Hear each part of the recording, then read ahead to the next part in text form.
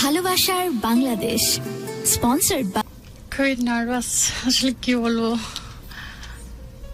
কোথা থেকে কি বলবো বুঝতেছি না। শুরু থেকে শুরু করি। তোমার নামটা তো শুনলাই আমি, কোথায় থাকো, কিভাবে তোমার বড় হওয়া?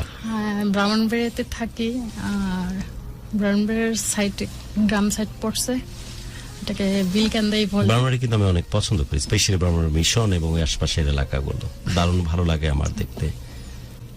যাওয়া হয়েছে কখনো? আমি গেছি, দ্যাটস এত খুব পরিষ্কার ভাবে চিনি আমি। তো ওই গ্রামে খুবই কম থাকা হয়েছে, শহরে বেশিরভাগ থাকছি। আর যাই হও, নার্ভাস হয়েও না, কারণ আমার এখানে এসে কেউ যদি নার্ভাস হয় এটা পক্ষান্তর আমাকে অনেক কষ্ট দেয়, কারণ আমি এত সহজভাবে চেষ্টা করি। আর এই প্ল্যাটফর্ম তো শুধুই তোমাদের জন্য, এখানে আমাদের কোনো এক্সিস্টেন্স নাই, এটা তো বুঝোই তুমি। প্লিজ এটাই এমন দেখি সাহস নিয়ে প্রাণ আসছি। খুলে বলো। সাহস নিয়ে আসছি। আমি যদি চলে গেলে তোমার নার্ভাসনেস কাটে, আমি বাইরে থেকে শুনছি, বাট তুমি প্রাণ খুলে বলো প্লিজ। না, তো ছোটতে বড় হয়েছি শহরে। তো বাবা ছিল দেশের বাইরে, আমরা 2 ভাই 1 বোন, আমি সবার ছোট। আর সবার কাছে ইম্পর্টেন্ট না হলো, এত ভালোবাসার না হলো, খুব যত্নে বড় হয়েছি বাবা মার কাছে। তো আসলে ওই যে বলে না, মানুষের জীবনে ভালোবাসা বারবার আসে। ভালোবাসা আসলে কি বলবো, যখন ক্লাস 4-এ উঠছি তখন থেকেই মানে ক্লাসের আশেপাশে ছেলেরা দেখতে খুবই বিশ্রী, সুন্দর না, এটা অনেকের কাছ থেকে শুনছি। তারপরও কে সুন্দর না, আমার কথা বলতেছি। তো তারপরও ছেলেরা অনেকেই অনেক ভাবে অসুন্দর মেয়েটার হাইট কত? আমার পাসপোর্ট 3 হবে। এটা কিন্তু খুব সহজ একটা হাইট না বাংলাদেশের প্রেক্ষিতে, এটা তো জানো। খুব সহজে সচরাচর কি দেখতে পাও এরকম হাইটের মেয়ে?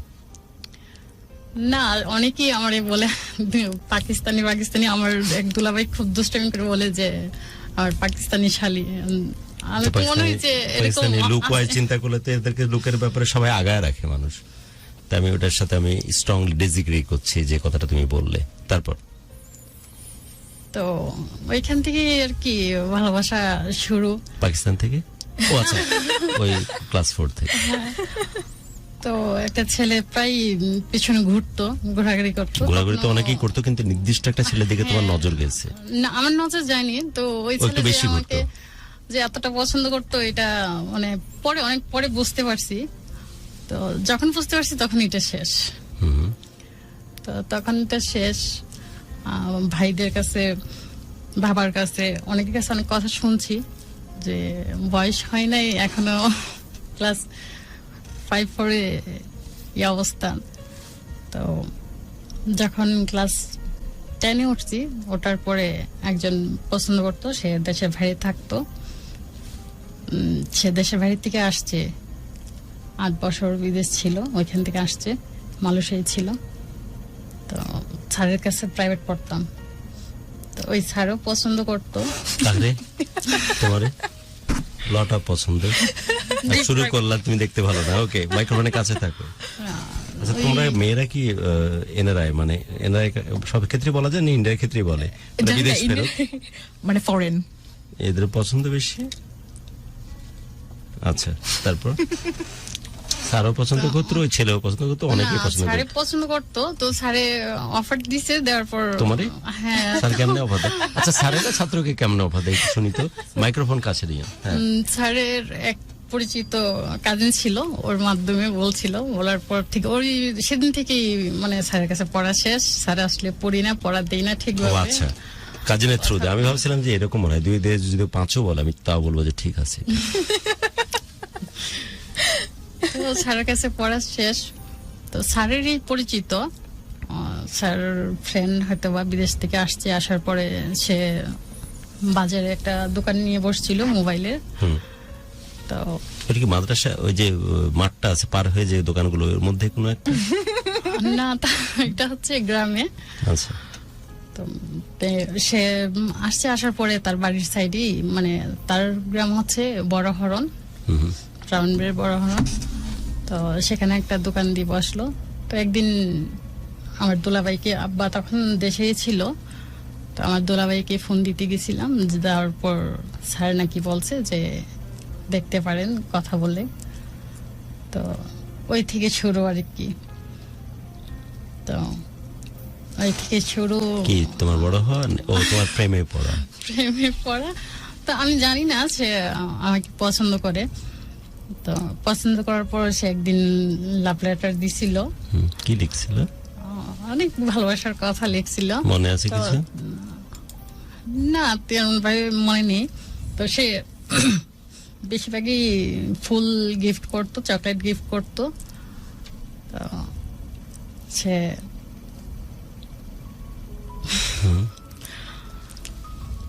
আমি তোমার সাথে ভাসতেছি। চিঠি শুনে কি মনে পড়লো জানিস? কি? কোন একটা মেয়ের লেখা চিঠি আমি কুটি কুটি করে ছিঁড়ে বাইরে ফেলেছি। হঠাৎ দেখে আমার বাবার দরজা বন্ধ, সারাদিনই বন্ধ, লিটারেলি। সন্ধ্যার সময় আমাকে ডাক দিয়ে, মানে কারো পক্ষে সম্ভব এটা? সব চিঠি জোড়া লাগানো? এক্স্যাক্টলি। বলছে তো সিচুয়েশন এই, এরকমই থাকবে নাকি, এখান থেকে বের হবে? তুই কি বুঝতে পারতেছি না? স্যার, একটা বর্ণ বাড়ায় বলতেছি না, কোনো মিথ্যা তথ্য না, কোনো মিথ্যা তথ্য না। প্রাপ্ত চিঠি, প্রথম ভালোবাসা কোনো চিঠি, কেউ চমৎকার হাতের লেখায় দারুণ ভাবে কাব্য করে একটা চিঠি লিখেছে। তো পড়েছি সারা রাত, বিভিন্ন আঙ্গিকে পড়ার পরে ওইটাকে আমি কুটি কুটি করে ছিঁড়ে ওয়ালের বাইরে ফেলেছি, যাতে করে দূরে ছড়িয়ে ছিটিয়ে যায়। সে নিজের অলক্ষ্যে কখনো এটা কালেক্ট করেছে, শুধু কালেক্ট করেনি, দরজা সারাদিন বন্ধ ছিল তার, ওইটাকে আবার কিভাবে কানেক্টেড করে আমাকে দেখাচ্ছে যে এটা হচ্ছে তোর সিচুয়েশন, তুই এমনই থাকবি না, এখান থেকে চেঞ্জ। ও তোমার চিঠিতে মনে পড়লো। আর ফুল যে ধরনের গিফট করতো, গন্ধওয়ালা ফুল নাকি নরমাল ফুল? কোন ফুল বেশি আসতো? মানে হাসনাহেনা? বিভিন্ন, হ্যাঁ বিভিন্ন থাকতো, গোলাপ, হাসনাহেনা, অনেক বকুল? না, বকুলটা দেই নাই। বকুলটা দেয় না। তো দিত। তো সে মানে দেখা করার জন্য অনেক কিছু, স্যারের আমাকে একটা ছবি দিছিল, ওর ছবি দিছিল স্যার, দেখলাম। দেখার পর আমি কিছু বলি নাই। তো অনেকদিন ধরে বলতেছে প্রশ্ন উত্তর কেন দেয় না। আর সে তখন থেকেই মানে আমাদের গ্রামে আসা যাওয়া, গ্রাম আর ছাড়ে না। দেখে কেমন লাগছিল? ছিল মোটামুটি। তো সে আবার আমার চাচা ভাইদের সাথে মানে এমন একটা সম্পর্ক করছে যাতে তোমার সাথে সহজে কমিউনিকেট করতে পারে। হ্যাঁ। না, তো প্রায় সময় বেশিরভাগই আমাদের গ্রামে থাকতো, আসা যাওয়া, চাচারার সাথে কথা বলা, বেশিরভাগই গ্রামে থাকতো। প্রায় সারাদিনের মধ্যে মনে হয় খাওয়ার টাইমটাই সে বাড়িতে যেত। ফোকাস তোমার উপরে।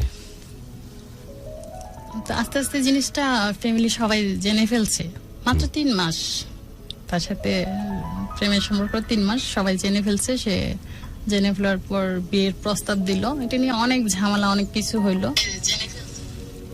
তো অনেক কিছু হয়েছে। অনেক কিছু হওয়ার পর গ্রামের সবাই, সর্দার, চেয়ারম্যান, মেম্বার সবাইকে বিয়ের জন্য ধরছে। অনেক ঝামেলাটা মনে করে 3 মাসের মধ্যে আমাদের বিয়ে হয়েছে। তখন আবার বাবা দেশের বাইরে চলে গেছে, দেশে ছিল তখন, দেশের বাইরে চলে গেছে। যাওয়ার পরে জিনিসটা সবাই জানাশোনা হয়েছে। তো আব্বা তো এখানে একদমই না, দিবে না, ছেলের আর্থিক অবস্থা ভালো না, ছেলের তুলনায় মোটামুটি আমাদের আছে। তো ভাই, বাবা, চাচা কেউই রাজি না। পরে আমার এক চাচি আমাকে জিজ্ঞাসা করছে এমন এমন কথা, কেউ তো রাজি না, এখন কি করা? তোমার চাচিকে বললাম দেখেন রাজি করান, রাজি না যেহেতু রাজি করান। পরে ছেলের সাথে কি যোগাযোগ হচ্ছে তোমার? হ্যাঁ, যোগাযোগ, মানে দেখাও করছো তোমরা বাইরে গিয়ে? বাইরে কোথাও না, সে আমার চিঠি দেওয়া আছে? হ্যাঁ, চিঠি জবাব তো দিচ্ছ, তুমিও তো চিঠি লিখছো না? হ্যাঁ। ও ফুল দিচ্ছে, তুমি কি দিচ্ছ? আমিও ফুল দিছি। নাকি ময়ূরের পাখা? তুমি ফুল দিয়েছো? হ্যাঁ, ফুল দেওয়া হয়েছে। তো বাবা যখন চলে গেছে, যাওয়ার পরে যখন সবাই জানাজানি হয়েছে, হওয়ার পর তো এখন মানে সে বিয়ে করবে, যে কোনো অবস্থায় বিয়ে করতেই হবে। এগুলো নিয়ে অনেক ঝামেলা গেছে বাড়ির মধ্যে। খাওয়া দাওয়া বন্ধ, সবাইকে তার ফ্যামিলি তোমাদের দেখা হয়নি অফিশিয়ালি ডেট বলতে যেটা হয় না, ওইভাবে বাইরে গিয়ে কোথাও দেখা হয়নি, তবে এমনি আমাদের হ্যাঁ গ্রামে প্রায় আসে। তুমি বারান্দায় দাঁড়ালে বা পায়ে হেঁটে বাইরে গেলে ও দেখতেছো পাশে আছে। আমাদের বাড়ির পিছনে অনেক জমি, ধান, ওইখানে একটু হাঁটতে হাঁটতে গেলে মিচকে হাসলে ও একটু হাসি দিল। রাতের বেলায় আসছে, রাতেও আচ্ছা আসছে দেখা করতে। তো 3 মাসের মধ্যে তেমন দেখা হয়নি, 1-2বার দেখা হয়েছে। এর মধ্যেই সে খুবই মানে বিয়ে করবে, তিথি হবে। রাতের বেলা দেখা করতে আসতো? রাতে বলতে সন্ধ্যার পর পর আসতো। চাঁদনি রাত সন্ধ্যায় হাঁটে হেঁটে আসছে, তুমিও বাঁশবাগানে একটু ঘুরে আসি নাম করে তুমিও গেছো, রাইট? এভাবে দেখা হলো। মানে আমি প্রায় হাঁটা পছন্দ করি, ওঠানে প্রায় সবসময় রাতের বেলা হাঁটতাম, হাঁটাহাঁটি করতাম। যখন এটা জানাজানি হয়েছে তখন ওঠানে হাঁটাও বন্ধ। আমি যেখানে যাই এখানে চেক দেওয়া হয় কোথায় যেতেছি, কি করতেছি, কার সাথে কথা বলি, বা কেউ যদি আমার সাথে এসে কথা বলতে চায় তখনও দাঁড়িয়ে থাকে, মানে একদম পাহারাদারের মতো। তো সবাই জানাজানি হওয়ার পরে তার ফ্রেন্ড সার্কেল তারা সবাই বলতেছে যে বিয়ে এখানে দিতেই হবে। আমাদের কেউ রাজি না, বলছে বিয়ে এখানে দিতেই হবে। মানুষ তো রাতের বেলা ভাগায়নি, আমরা দিনের বেলা ভাগাই নিয়ে যাব বিয়ে যদি এখানে না হয়। তো এরকম করে আব্বাকে, আমার এক দাদা ছিল, উনিও অনেক বুঝাইছে। লাস্ট আমার এক চাচা ছিল, উনি মানে আমার আপন কোন চাচা নাই, আব্বার চাচা তো ভাই, বাবা আমার, উনি শুধু একাই। তো ওই চাচা লাস্ট আমার পাও পর্যন্ত ধরছে যে তুমি এটা না করে দো, এখানে বিয়ে কখনো হবে না। উনি নাকি ওর কাছে নাকি চ্যালেঞ্জ করছে, মাইক্রোফোনটা কাছে নিয়ে নাও একদম, ওর কাছে নাকি চ্যালেঞ্জ করছে যে আপনি যদি এখানে বিয়ে করতে পারেন তো হাতে বটগাছ উঠবে, এখানে প্রশ্নই আসে না, আপনি এখানে বিয়ে দিবে না। তো এইভাবে তো সমস্যা। আমাদের গ্রামের মেম্বার ফুফু আমার মেম্বার ছিল, তো ওনার কাছে রাত দিন 24 ঘন্টা আসা যাওয়া, মানে বিয়েটা অনেক ঝড়ঝাপটির মধ্যে হয়েছে। তো আমার বাবার শর্ত দিয়েছে যে ঠিক আছে বিয়ে হবে, বাবাকেও রাজি করানো হয়েছে, বলছে যে ঠিক আছে বিয়ে হবে, তবে এখন মেয়ে তুলে নিবে না, ছেলেও আসবে না, ছেলের বাড়িতে থাকবে আর মেয়ের বাড়িতে থাকবে। তো ওইভাবে বিয়েটা হলো প্রায় 3 মাস, মানে ওর সাথে পরিচয় হওয়ার 3 মাসের মধ্যেই বিয়ে হয়ে গেছে। তখন তো তোমার আন্ডার এজ, বয়স তো মনে হয় খুব বেশি না? না, তখন তেমন 11-12? হ্যাঁ। কত, 11-12? না, তখন ক্লাস 8-এ। ও, আর একটু বেশি। আমি তো আইমানের বিয়ের সময় হয়ে গেছে, আমি অঙ্গনকে বলতে চাইছিলাম যে মেয়ে দেখ, আমার ছেলের বয়স। অঙ্গনের নিজেরই এখনো বিয়ে হয়নি, তাহলে অঙ্গন আইমানকে বলেছি অঙ্গনের জন্য মেয়ে দেখ। ওকে, তারপর তো তখন চাচারা তো অনেক কিছু করে বিয়েটা হলো আর কি। হওয়ার পর বাবা বলছে যে এখন তুলে দেওয়া হবে না, মেয়ে থাকবে আমার এখানে আর ছেলেও থাকবে ছেলের এখানে। তো এই কথা বলার পর ইমরান আলী সাকিব লিখেছে যে গুরু আমি ব্রাজিল। ইমরান, তোকে আমি অনেক ভালোবাসি, তুই নিজেও জানিস, বাট আমি আসলে তোকে ভালোবাসতে পারলাম না। ব্রাজিল উচ্চারণ করতে কত চাপ লাগে, বুকে চাপ লাগে, ব্রাজিল। সো রাদার আর্জেন্টিনা, কত স্মুথি এবং কত দারুণ একটা ফিল আসে। তো এই কারণে খুব বেশি যে ভালো লাগলো এই কথাটা শুনতে তা না, এবং সবাই বলতেছে যে সবাই আমাদের সাথে কানেক্টেড আছে। আমি আশা করতেছি যে বেশি বেশি করে আমাদের ভালোবাসার এই গল্পটা বহু মানুষের কাছে পৌঁছে যাক। আমরা আছি আমাদের আজকের এই প্রোগ্রাম ফিওনা প্রেজেন্স ভালোবাসা বাংলাদেশে। হ্যাঁ, তারপর বিয়ে হওয়ার পরে আছে তার বাড়িতে, আমি আমার বাড়িতে, তার সাথে তেমন দেখা সাক্ষাৎ তো হয় না। তখন তো ফোনেরও তেমন একটা বিয়ে পরে দেখা সাক্ষাৎ হয় না, বাসর তো হলো না, না না সেদিনই চলে গেল। না, দেখা সাক্ষাৎ বাবা যে এই কথা বলছে এর আগে আর দেখা সাক্ষাৎ ওরেও উঠায় আনা হয়নি। কাপিনী বিয়ে হয়েছে, ও আমাদের এখানে আসে না, আমিও তাদের এখানে তার সাথে তেমন কথাবার্তা, 9 দিন পরে তার সাথে আমার কথা হয়েছে। তো 9 দিন পরে কথা হয়েছে, তাকে নিয়ে সে একটা রিক্সা পাঠাইছে আমার জন্য, যে ব্রাউনবাড়ি আসার জন্য। ব্রাউনবাড়ি আসলে, শহরে আসলে দেখা হবে, রেস্টুরেন্টে বসবে, খাওয়া দাওয়া করবে, বা যেটা কেনাকাটার, এই জন্য রিক্সা পাঠাইছে। তো আমি বলছি এখন যাব না। পরে অনেক জোর জবরদস্তি করে পরে মা বলতেছে ঠিক আছে যাও। পরে গেছি, যাওয়ার পরে তার সাথে আমার ওইভাবে কখনো তোমার দেখা বর কি হয়নি। বাইক চালায় নাকি? বাইকে তো খুব হই হুল্লোড় দেখি ওই এলাকাতে, স্পেশালি বর্ডার এলাকার কারণে এক্সক্লুসিভ ইন্ডিয়ান বাইকগুলো আসে এবং এক্সক্লুসিভ কাপড় চোপড়ও পাওয়া যায়। অনেক কিছুই পাওয়া যায়। গিফট করছে এরকম কিছু? না, তারপর গেছি ওইখানে, যাওয়ার পর তার সাথে আমার তেমন দেখা হয় না। আর হঠাৎ করে দেখা হয়েছে, একটু আনইজি ছিলাম, তো রেস্টুরেন্টে খাবার অর্ডার করছে, বসছি, তাও আনইজি, কথা বলতেছি যে মানে বলতে পারতেছি না, কিছু খেতে পারতেছি না ওর সামনে। তো হঠাৎ করে সেদিনই রাগে গেছে, রাগে গিয়া বলতেছে আর কবে ইজি হবা? না, তার সাথে আমার ওই তেমন কথা হয়নি, আর তেমনও পরিচয় বা। রাগার পরে কি বলে? 3 মাস, বুঝেন না? রাগার পরে কি তো বলে? রাখার পর বলতেছে যে এইভাবে যদি থাকো তাহলে গ্লাস আর সামনে যেটি আছে এটাতে মাথার মধ্যে বাড়ি দিয়ে ভাঙে ফেলবো। সেটা রাগের মাথায় বলছে, তা আমি আর কিছু বলি নাই। তো সেদিন সেখান থেকে পরে আমি এসে পড়ছি, আসার পরে আর তার সাথে আমার দেখা সাক্ষাৎ হয় না, কথাও হয় না। তো কি কারণে যেন একটা বিষয় নিয়ে একটু কথা কাটাকাটি হয়েছে। সেই দিনই? না, তার পরে কিছুদিন পরে। তো আমি বলতেছি যে আমি খালার বাড়িতে যাব, আম্মাকে বলছি যে আমি যাই খালার বাড়িতে। তো আম্মা বলছে আচ্ছা ঠিক আছে, আমিও যাব, তো খালাকে দেখে আসবো। ঠিক আছে। তো বলতেছে জামাইকে বলা হয়েছে। আমি কি তখন কি বিষয় নিয়ে যেন ওর সাথে একটু মান অভিমান চলতেছিল, তা আমি বলছি বলা হয়েছে, জানে যাবো যে। পরে এই কথা বলার পরে আম্মা রেডি হয়েছে, আমি গেছি, যাওয়ার পর সে মানে একদম রায়গা আমাকে একদম শেষ, যে আমি ওইখানে গেলাম কেন, মানে অনেক নাকি অনেক গালাগালি করছে আমাকে, বলতেছে যে সংসার করব না, ওরে ছেড়ে দিব, মুখে নাকি তালাক শব্দটা নাকি আসছে, শুনছি পরে। পরে শোনার পর তো সবকিছু ওইভাবে চলতেছে। পরে তাকেও সবাই খারাপ বলতেছে যে বিয়ে হয়েছে, মেয়েও তুলে নিতেছে না, ছেলেও তুলে আনতেছে না, তো এটা কেমন? শ্বশুর শাশুড়ি সবাই আসা যাওয়া, শুধু একমাত্র ওই- নাইমের অপারেশনের কথা ছিল আচ্ছা। স্যাটারডে, যেটা আমরা গত প্রোগ্রামে পড়েছিলাম।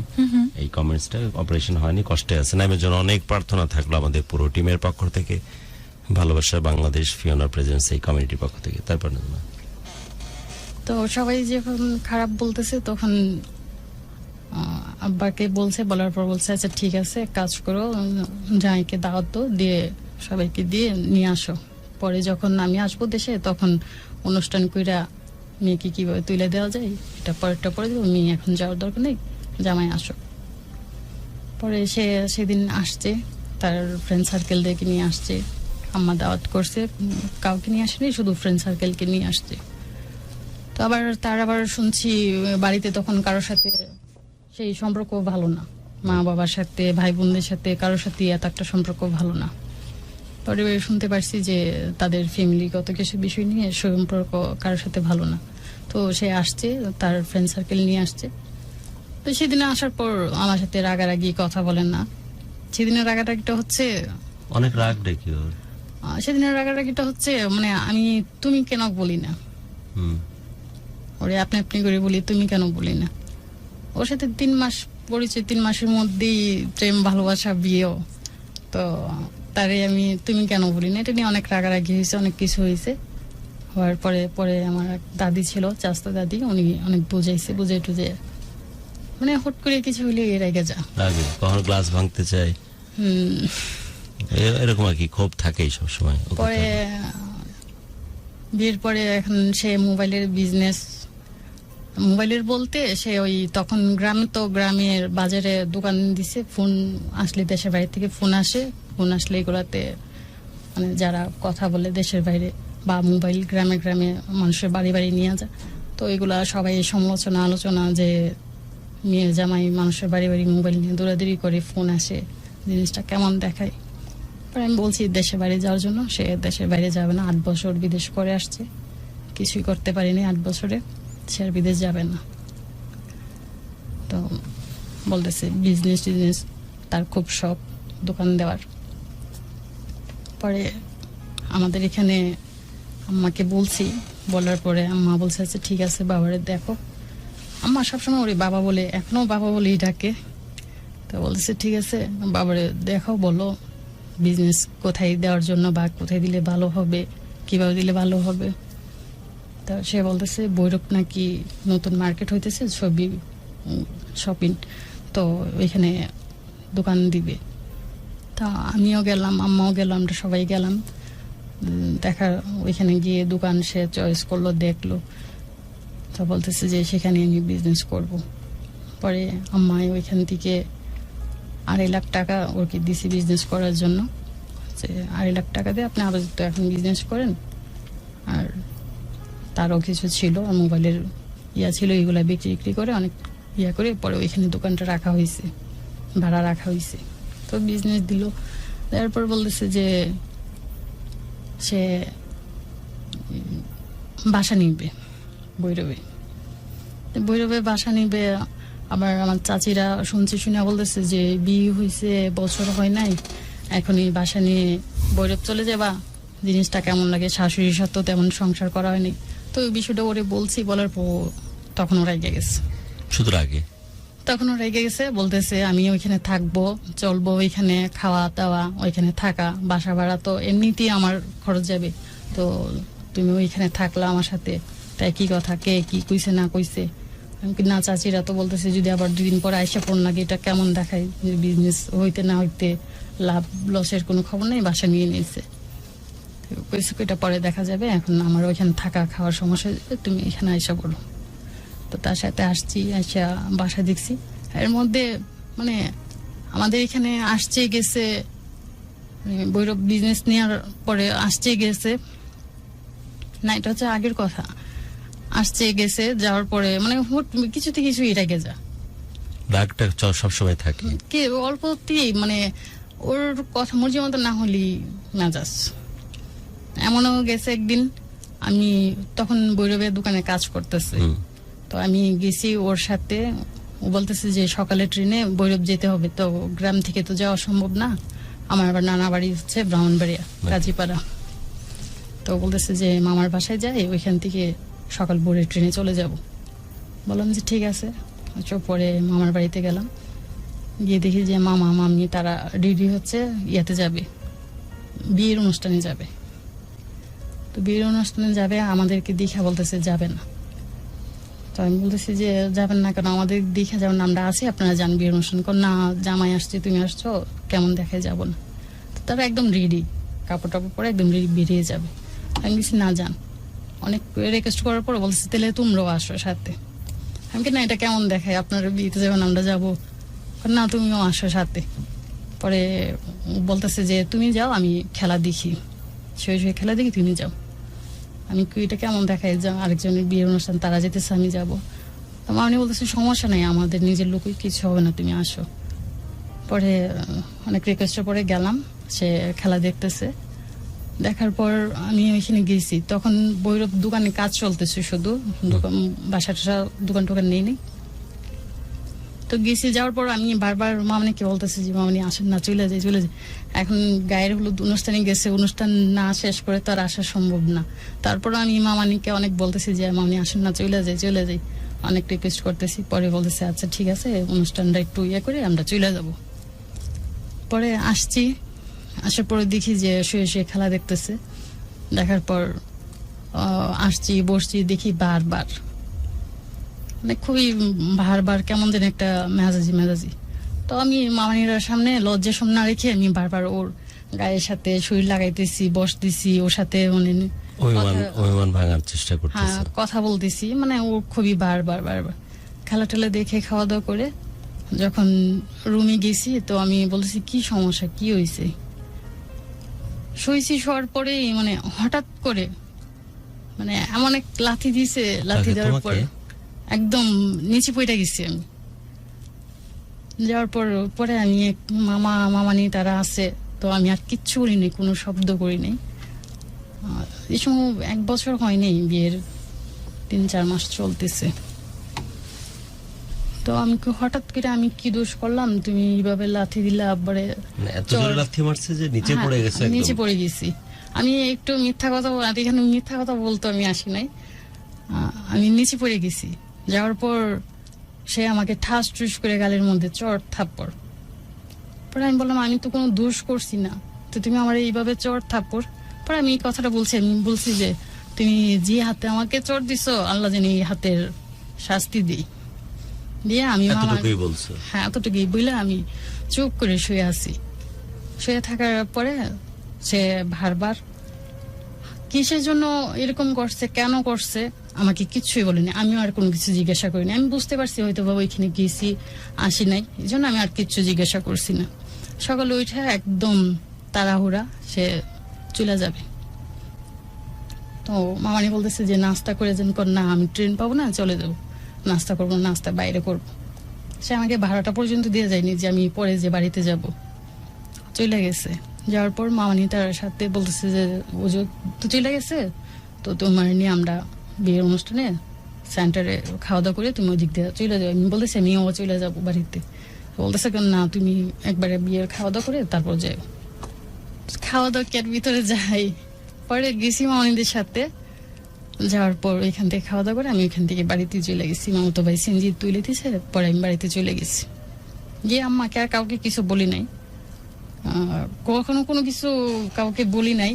এই জন্যই যে বললে গহিরা আমাকে যেহেতু তুমি নিজে পছন্দ করে সম্পর্কটাকে সামনে নিয়েছো, সবসময় লুকায় রাখতে, আড়াল করে রাখতে পুরো সবসময় অত্যাচার, কষ্ট, মান, অভিমান সবকিছু।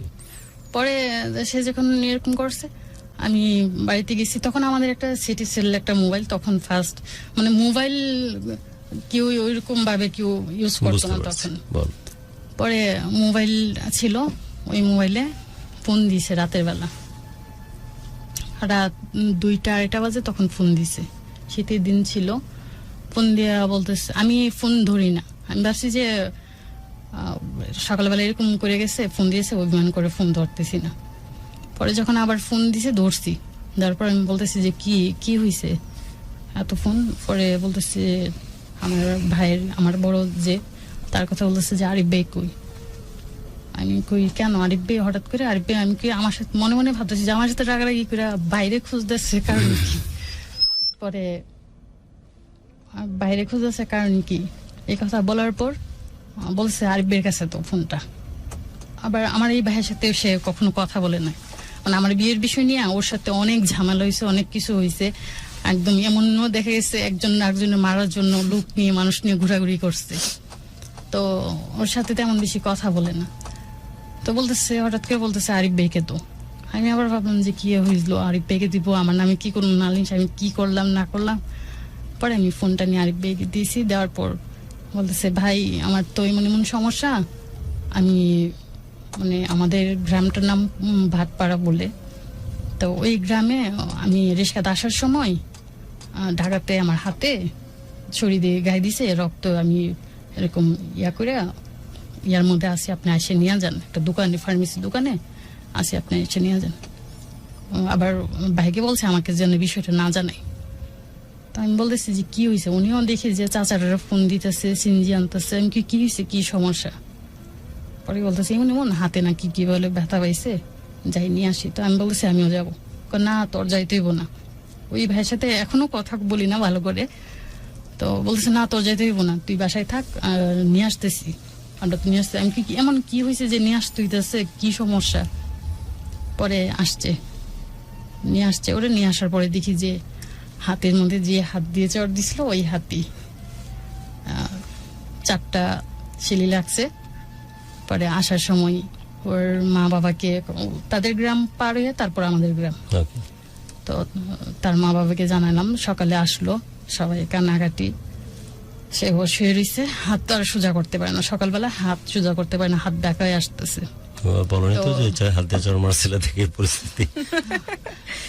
সেটা আমার বলতে হয়নি, সেই বলছে। তো ওইখানতে আসছে, আসার পরে আম্মা তাকে ব্রাউন্ডে নিয়ে আসছে, হাতে যে শিলি দিচ্ছে শিলি হাত সোজা করতে পারতেছে না, ব্যথায় অস্থির। ব্রাউন্ডে নিয়ে আসছে, ব্রাউন্ডে হসপিটালে আনার পর বলতেছে 4টা রোগ কাইটা গেছে হাতের। এখন এই রোগগুলা করতে হবে, শিলি করতে হবে। তো সে মানে অবশ্যই যতটুকু কাটছে অতটুকু অবশ্য করে, সে এতে রাজি না, বলতেছে তাদের ফুল অজ্ঞান করার জন্য, মানে খুব ভীতু। পরে সে অজ্ঞানী হওয়ার পরে যখন অপারেশন শেষ হয়েছে, যখন হুঁশ আইতেছে, তখন সে চিল্লি করতেছে, আজকে আপনার মামা নিয়ে গেছে দেখতে, মামাকে বলছে আজকে আপনার ভাগ্নির জন্য এটা হয়েছে, আপনার ভাগ্নি জিজ্ঞাসা করেন আপনার ভাগ্নি কেন এরকম বদদোয়া দিছে, তুই মারলি লাথি দিয়ে ফেলে দিলি, ওইটা ব্যাপার না, কেন ভাগ্নি বদদোয়া দিছে ওইটা বলতেছে, মানে আবল দাবল মুখে যা আসতেছে তাই বলতেছে। পরে আমি মনে মনে দোয়া করছি আল্লাহ আবার নিয়ে বলে ফেলি যে রাতে এই ঘটনা হয়েছে। পরে দেখি যে না, এগুলো আর কিছু বলে নাই। বলতেছে যে হাতে কিভাবে আপনার ভাগ্নি, শুধু অতটুকু বলছে আপনার ভাগ্নির জন্য এটা হয়েছে, আপনার ভাগ্নি জিজ্ঞাসা করেন, যাতে মাতাল তালে ঠিক। পরে এরকম করতেছে, করার পর ওই এখান থেকে সে হাত নিয়ে অবস্থা নিয়ে সে তাদের বাড়িতে গেছে। তাদের বাড়িতে ওর মা আবার রাখছে, আমাদের গ্রাম আমাদেরকে না জানাই, আমার ছেলে আমাকে জানাইছে না জানাই ওর শ্বশুর বাড়ির লোকজনকে জানাইছে, ওর শ্বশুর বাড়ির লোকজনের সব ইম্পর্টেন্ট, আমাদেরকে কিছু জানাইছে। এটা হচ্ছে তার বাড়ির লোকজনের চিন্তা ভাবনা বলতেছে। ছেলের এত বড় ইনসিডেন্ট হলো, এখন শ্বশুর বাড়ি আপন হয়ে গেল, আমাদেরকে জানানোর প্রয়োজন মনে করলো না। তো সব জানাইছে, রাতে ফোন দিছে, সকালে ফোন ধরছে, শুনছে, সকালে আসছে। পরে ব্রাহ্মণবাড়ি থেকে তাকে তার বাড়িতে নিয়ে গেছে। তার বাড়িতে নিয়ে যাওয়ার পর মানে তার জিত রয়ে গেছে, নিয়ে গেছে। যাওয়ার পরে তাকে আমি যে হাত হয়েছে, মানে ওই খাওয়া দাওয়া, বাথরুম টাথরুম সব মানে আমি করতে হইতেছে, গোসল করাই দেওয়া সবকিছু।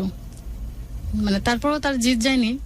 আমি যখন রুমে গেছি, যাওয়ার পর ওর গ্লাসে দুধ দিছি খাওয়ার জন্য, জিত দেখাচ্ছে, দেখে গ্লাসিটা তা ফেলে দিছে। রাগ জিত। তো আস্তে আস্তে কন্ট্রোল হয়েছে, ঠিক হয়েছে। হওয়ার পরে তো এখানে আছে, দোকানের কাজও বন্ধ, বাড়িতে থাকতেছে। তো একদিন আমাকে প্রতিদিনই গোসল করে দিই, তো একদিন গোসল করে দিতে গেছি, গ্রামের বাড়ি, ধান টান নিতেছে। তো গোসল করে দিতে গেছি কলে, আমাকে বলছে অবশ্যই একবার কানের মধ্যে সাবানের দিয়ে আমি কানগুলো পরিষ্কার করে দিতেছি। তারপর আমাকে বলছে যে কানের ভিতরে কিন্তু সাবানে ফেনা যাবে। আমি কি না, আমি তো দেখতেছি। গোসল করে দিতেছি, হাসি খুশি আমরা হাসতেছি, আমিও শ্বশুর শাশুড়ি সবাই এখানে হাসি খুশি রান্না করতেছে, আমি গোসল করেছি। হঠাৎ করে মানে কানে আমি সাবান লাগিয়ে কানে মর দিতেছি, এর মধ্যে এসে জিদ দেখায়া মগ দিয়া ঠাস করে বাড়ি। তোমারে বাড়ি মগ দিয়ে যে বাড়ি দিছে, তুই কি কল্পনা করতে পারছিস? ধান ওদিকে কিন্তু ধর আতপ চালের ওই যে ধান, ওইটা গরম হচ্ছে বা কিছু একটা, যেমন চাতালে হয়, দেন ধান আনা নেওয়া হচ্ছে, অর্থাৎ বর্গাদের সাথে হয়তো কমিউনিকেশন চলতেছে। আমি যেভাবে প্রেডিকশন করতেছি তোমার গল্পটা, এবং আশপাশে কি বিভিন্ন জন বিভিন্ন কাজে ব্যস্ত, তাদের সাথে গল্প গুজবও চলতেছে, কলতলাতে কলপাড়ে এখানে গোসল করানো চলতেছে। যত্নটা এত ডিটেলে বলতে পারছে কারণ এইভাবে সে যত্ন করে গোসল করিয়ে দিচ্ছে তার প্রিয়তম মানুষটাকে, তার স্বামীকে, যাকে প্রথম ভালোবাসার পর ভালোবাসা বলতে যে জিনিসটা সেটা কাছ থেকে বুঝেছে। আর আমরা চিন্তা করি আমাদের হাতটা কেন অক্টোপাসের মতো হলো না, যাতে করে কাউকে গোসল করানোর প্রয়োজন না করলে আমরা যেন পিছনের পিঠটা অন্তত পরিষ্কার করতে পারি, যে কতকাল এই পিঠে যেন কোনো হাত যায়নি, যাতে করে এই পরিপূর্ণভাবে এটা পরিষ্কার হতে পারে। আর এটি ডিটেলে চিন্তা করতেছে যে কানের ভিতরে ময়লা যেন না থাকে, সেজন্য সাবানের ফেনা দিয়ে যেভাবে ময়লাগুলো পরিষ্কার করুক। আর হে ঠেরা গরিব আদমি বেকুব, শুধু রাগ করতে জানেও চিন্তা করতেছে সাবানের ফেনা গেল, সেজন্য হঠাৎ করে মগ দিয়ে বাড়ি দিচ্ছে। একবার বলছে, বলার পর আমি বলছি আচ্ছা ঠিক আছে, আমি তো দেখতেছি। এই কথা দেখে আমি আবার মর দিতে গেছি, তখন মগ দিয়ে বাড়ি দিছে। তারপর কপাল কেটে গেছে, কেটে যাওয়ার পর আমি তো মানে কান্না কাটি, কতখানি মানে কপাল পোড়া, এরা গালা গালি মুখে দরদ মহব্বত কয়জনের কপালে জুটে এখন এই আজকের পৃথিবীতে? 2% লোকের কপালেও জুটে না। মেয়ে হিসেবে তুই তো প্রেডিকশন করতে পারছিস না যে এই কলতলাতে তার স্বামীর সেবা শুশ্রূষা যে বর্ণনা সে দিচ্ছে। তারপর আমি কান্না কাটি, আমি চলে যাব, আমি থাকবো না। শ্বশুরও বুঝাইতেছে, শাশুড়িও বুঝাইতেছে যে না আমি চলে যাব। আমার শ্বশুর একদম মাটির মানুষ, উনি মানে ওনার কোনো তুলনাই হয় না, উনি এতটা মাটির মানুষ। তা উনি আমাকে অনেক বুঝাইতেছে, আমার শাশুড়ি বুঝাইতেছে, শাশুড়ি বলতেছে তোমার অনেকে আবার অঙ্গনকে বিয়ে করতে যাচ্ছে, যখন বলছে যে সে স্টিল সিঙ্গেল, সো কিছু টেক্সটে শফিক বলছে যে ডু ইউ ম্যারি মি আপু, আপুকে বিয়ে করবি তো কি করে ডাকবি? শফিক আপু জান রেডি থাকে তোর কথা। ওকে, কিছু কমেন্টস নেই। Alright, আসিফ আছে জয়েন করে আমাদের সঙ্গে, এমডি আজাদ আছে, চলে গেল। আচ্ছা, মোহাম্মদ রাশেদ আলী আছে, গুরু অনেক বেশি ভালোবাসে আপনাকে। গুরু, আমের রাজধানী চাপাই নবাবগঞ্জে আপনার দাওয়াত রইল। এস এম আমি রকি। একদম স্ট্রেট প্রথমে যাব মনাকষা, তারপর শিবগঞ্জ, এবং আমরা রাজশাহীর নামে এটা বিখ্যাত হয় আমের কথায়, বাট স্পেশালি রাজশাহীতে আমের যে মেন আখড়া বা মেন মোকাম সেটা হচ্ছে যে চাঁপানবাবগঞ্জ, স্পেশালি মনাকষা, শিবগঞ্জ, এসব এরিয়াগুলোতে সুযোগ পেলে অবশ্যই যেতে চাই। সেখানে আম পড়ানোর প্রয়োজন পড়ে না, এত পাকা আম পড়ে থাকে রাস্তাতে, যেটা সত্যি দারুণ ভাবে সুস্বাদু একটা ব্যাপার। গুরু, খুব মজার একটা কমেন্ট বুঝছেন, মশিউর রহমান বলছে যে অঙ্গন আপুকে পাবে সে এরকম আদর পাবে, মানে কোন রকম মগ দিয়ে বাড়ি দিয়ে আদর না, মগ দিয়ে বাড়াতে তো ছেলেদের পক্ষ থেকে সাবানের অঙ্গন আপু আদর করতে যাবে, অঙ্গন আপুকে মগ দিয়ে বাড়ি দিবে। এমনটা যেন না ঘটে, তেমনটাই চাই। আরো কিছু টেক্সট একদম। নেই। Shift by the Deepak way, নিয়ে সেই আছে। সাথে অনুরোধ করতেছি, প্লিজ শেয়ার করো, শেয়ার করে আমাদের ভালোবাসার গল্প পৌঁছে দাও। আমরা আছি ফিওনা প্রেজেন্স ভালোবাসার বাংলাদেশে। একদম। মিলাত হুসাইন আছে জয়েন করে, যে জুনায়েদ বলছে গল্পটা সত্যি অনেক বেশি সুন্দর লাগছে এবং খুব রিলেট করতে পারছে। আই থিংক অনেকেই রিলেট করতে পারবে, কারণ সরি টু সে গুরু, আমাদের এই পুরুষতান্ত্রিক সমাজে আসলে এখনো পুরুষতান্ত্রিক না কিন্তু অঙ্গন, মনে মনে কোথায় যেন মনের একটা গহীন মানে প্লেসে আমরা এখনো পুরুষতান্ত্রিক রয়ে গেলাম। আমরা আছি, পুরুষরা এখনো পুরুষতান্ত্রিকতা থেকে বের হয়ে যায়নি, বাট ওভারনাইট বাংলাদেশের নারীর ক্ষমতার এমন জায়গায় পৌঁছাইছে, একদম। এখন কিন্তু ডমিনেট করতেছে নারীরা পুরুষদেরকে। কিন্তু আমাদের ইগো এটা মানতে পারে না দেখে বিভিন্ন সময় এরকম ঝামেলা তৈরি করি। একদম একদম, এটাই হচ্ছে সমস্যাটা। মিলাত হুসাইন আছে জয়েন করে, দেওয়ান বলেছে, দেওয়ান শান বলছে খেজুরের রস খাওয়ার দাওয়াত রইলো। আচ্ছা, আজিম বলেছে গুরু বালানি, আপু বালানি, আপু আমরা বালানি, ভালো আছি, গুরু ভালো বালানি। আছি, ভালো আছি। ওকে, এবং নিপা ভাইরাসের ওই ভয় যদি সত্যি একদম পরিপূর্ণভাবে চলে যেয়ে থাকে খেজুরের রস থেকে, তাহলে খেজুরের রসের চাইতে উপজাতীয় খাবার আর কিছু হতে পারে না। বাট ওইটাকে দিয়ে যে গুড়ের দিকে যে প্রসেসিং হয়, স্পেশালি লালি গুড়, এর কোনো তুলনা চলে না। আমার মনে হয় রুটি দিয়ে লালি গুড় খেয়েও যেন আত্মা শুধু পেট ভরা না, মনটাও যেন ভরে যায়, তাই তো? একদমই। মানে ওকে, অনুভূতি বলেছে অনেক কমেন্ট করে ফেলেছি, কমেন্ট পড়েন, এবং অনেকগুলো আর্জেন্টিনার ফ্ল্যাগস দেখতে পাচ্ছি শুধুমাত্র গুরুর জন্য। হ্যাঁ, ভালোবাসি আর্জেন্টিনা। মানে উচ্চারণ করতে যেন কেমন একটা শান্তি শান্তি ভাব লাগে। আর বলতো অঙ্গন, তুই হয়তো ব্রাজিল সাপোর্ট করিস, আমি যাই সাপোর্ট কর, তুই শুধু আমাকে বল, আমাকে শুধু এটা বল যে মেসিকে কিন্তু আসলে গ্রিক দেবতাদের মতো দেখায়। অনেক সুন্দর, সুন্দরের চাইতে বড় ব্যাপার, এরকম সোবার প্লেয়ার কবে কোন কালে কে কোন দিন দেখেছে? আচ্ছা, সোবার প্লেয়ারের কথা বাদ দে, এরকম স্টারডম থাকার পর একটা মানুষ যে এত বিনয়ী ডাউন হতে টু পারে, আর্থ, অনেক হাম্বল। হ্যাঁ, এরকম পার্সোনালিটি কে কবে দেখেছে? না। সো আমার তো মনে হয় যে মেসি ইটসেলফ, মানে রোনালদোর কথা কিছুটা আসতে পারে, বাট পুরো দোস্তুর মেসির কথাই আসতে পারে, যে পুরো ওয়ার্ল্ড কাপের গ্ল্যামার বাড়িয়ে দিয়েছে। ট্রু ট্রু ট্রু, একদম। নাসির হুসাইন আছে, কষ্টটা কেমন হয় তা জানি না, কিন্তু বুঝতে পারছি। আচ্ছা, কাশফুল আছে জয়েন করে, গুরু অনেক বেশি ভালোবাসা আপনার জন্য। আচ্ছা, শাওন আছে জয়েন করে, অন্তর আছে, এবং একটু পর পর ব্রাজিল এবং আর্জেন্টিনার ফ্ল্যাগ দেখা যাচ্ছে। ঠিক আছে, বাংলাদেশের জাতীয় দুটো team Brazil and Argentina, but দিন শেষে কাপ আমিই নিচ্ছি, আমার পছন্দের দল, কারণ যেই দল জিতবে আমি সেই দল। ওকে, আমরা যাচ্ছি পরবর্তী গল্পগুলোতে। আমরা তো শুনছি যে অলরেডি অল্প মানে মধুরতা কম, রাগ বিরাগের কারণে সবসময় ঝামেলা কিন্তু আসতেছে, মানে এবং সামান্য থেকে সামান্য বিষয় এমন কিছু সিচুয়েশন ক্রিয়েট করতেছে যেটা ক্ষমাযোগ্য না। তুমি এগুলোকে আড়াল করছো বা গোপন করে না, রাখছো। আমি কাউকে বলি না। আমি যখন মগদা আমাকে বাড়ি দিছে, তখন আমি এটা, আমার চাচাতো বোন সেদিন আবার আসছে, চাচাতো বোনের তার আমাদের শ্বশুরবাড়ি যে গ্রাম, ওর নানু বাড়ি আবার ওই গ্রামই। তো তার চাচাতো বোন আসছে, আমার চাচাতো বোন আসছে, আসা বলতেছে যে রাতের বেলা আমার চোখ মুখ একদম ফোলা, বলতেছে আপু তোমার কপালে, আমি কি কলের গোড়ায় পা পিছলে পুরে আগে এইভাবে ম্যানেজ করে আসতেছো। তো ফাইনালি কোন দিকে যাচ্ছে তাহলে ফাইনালি সম্পর্কটা তোমাদের? সম্পর্ক অনেক দূরে গেছে।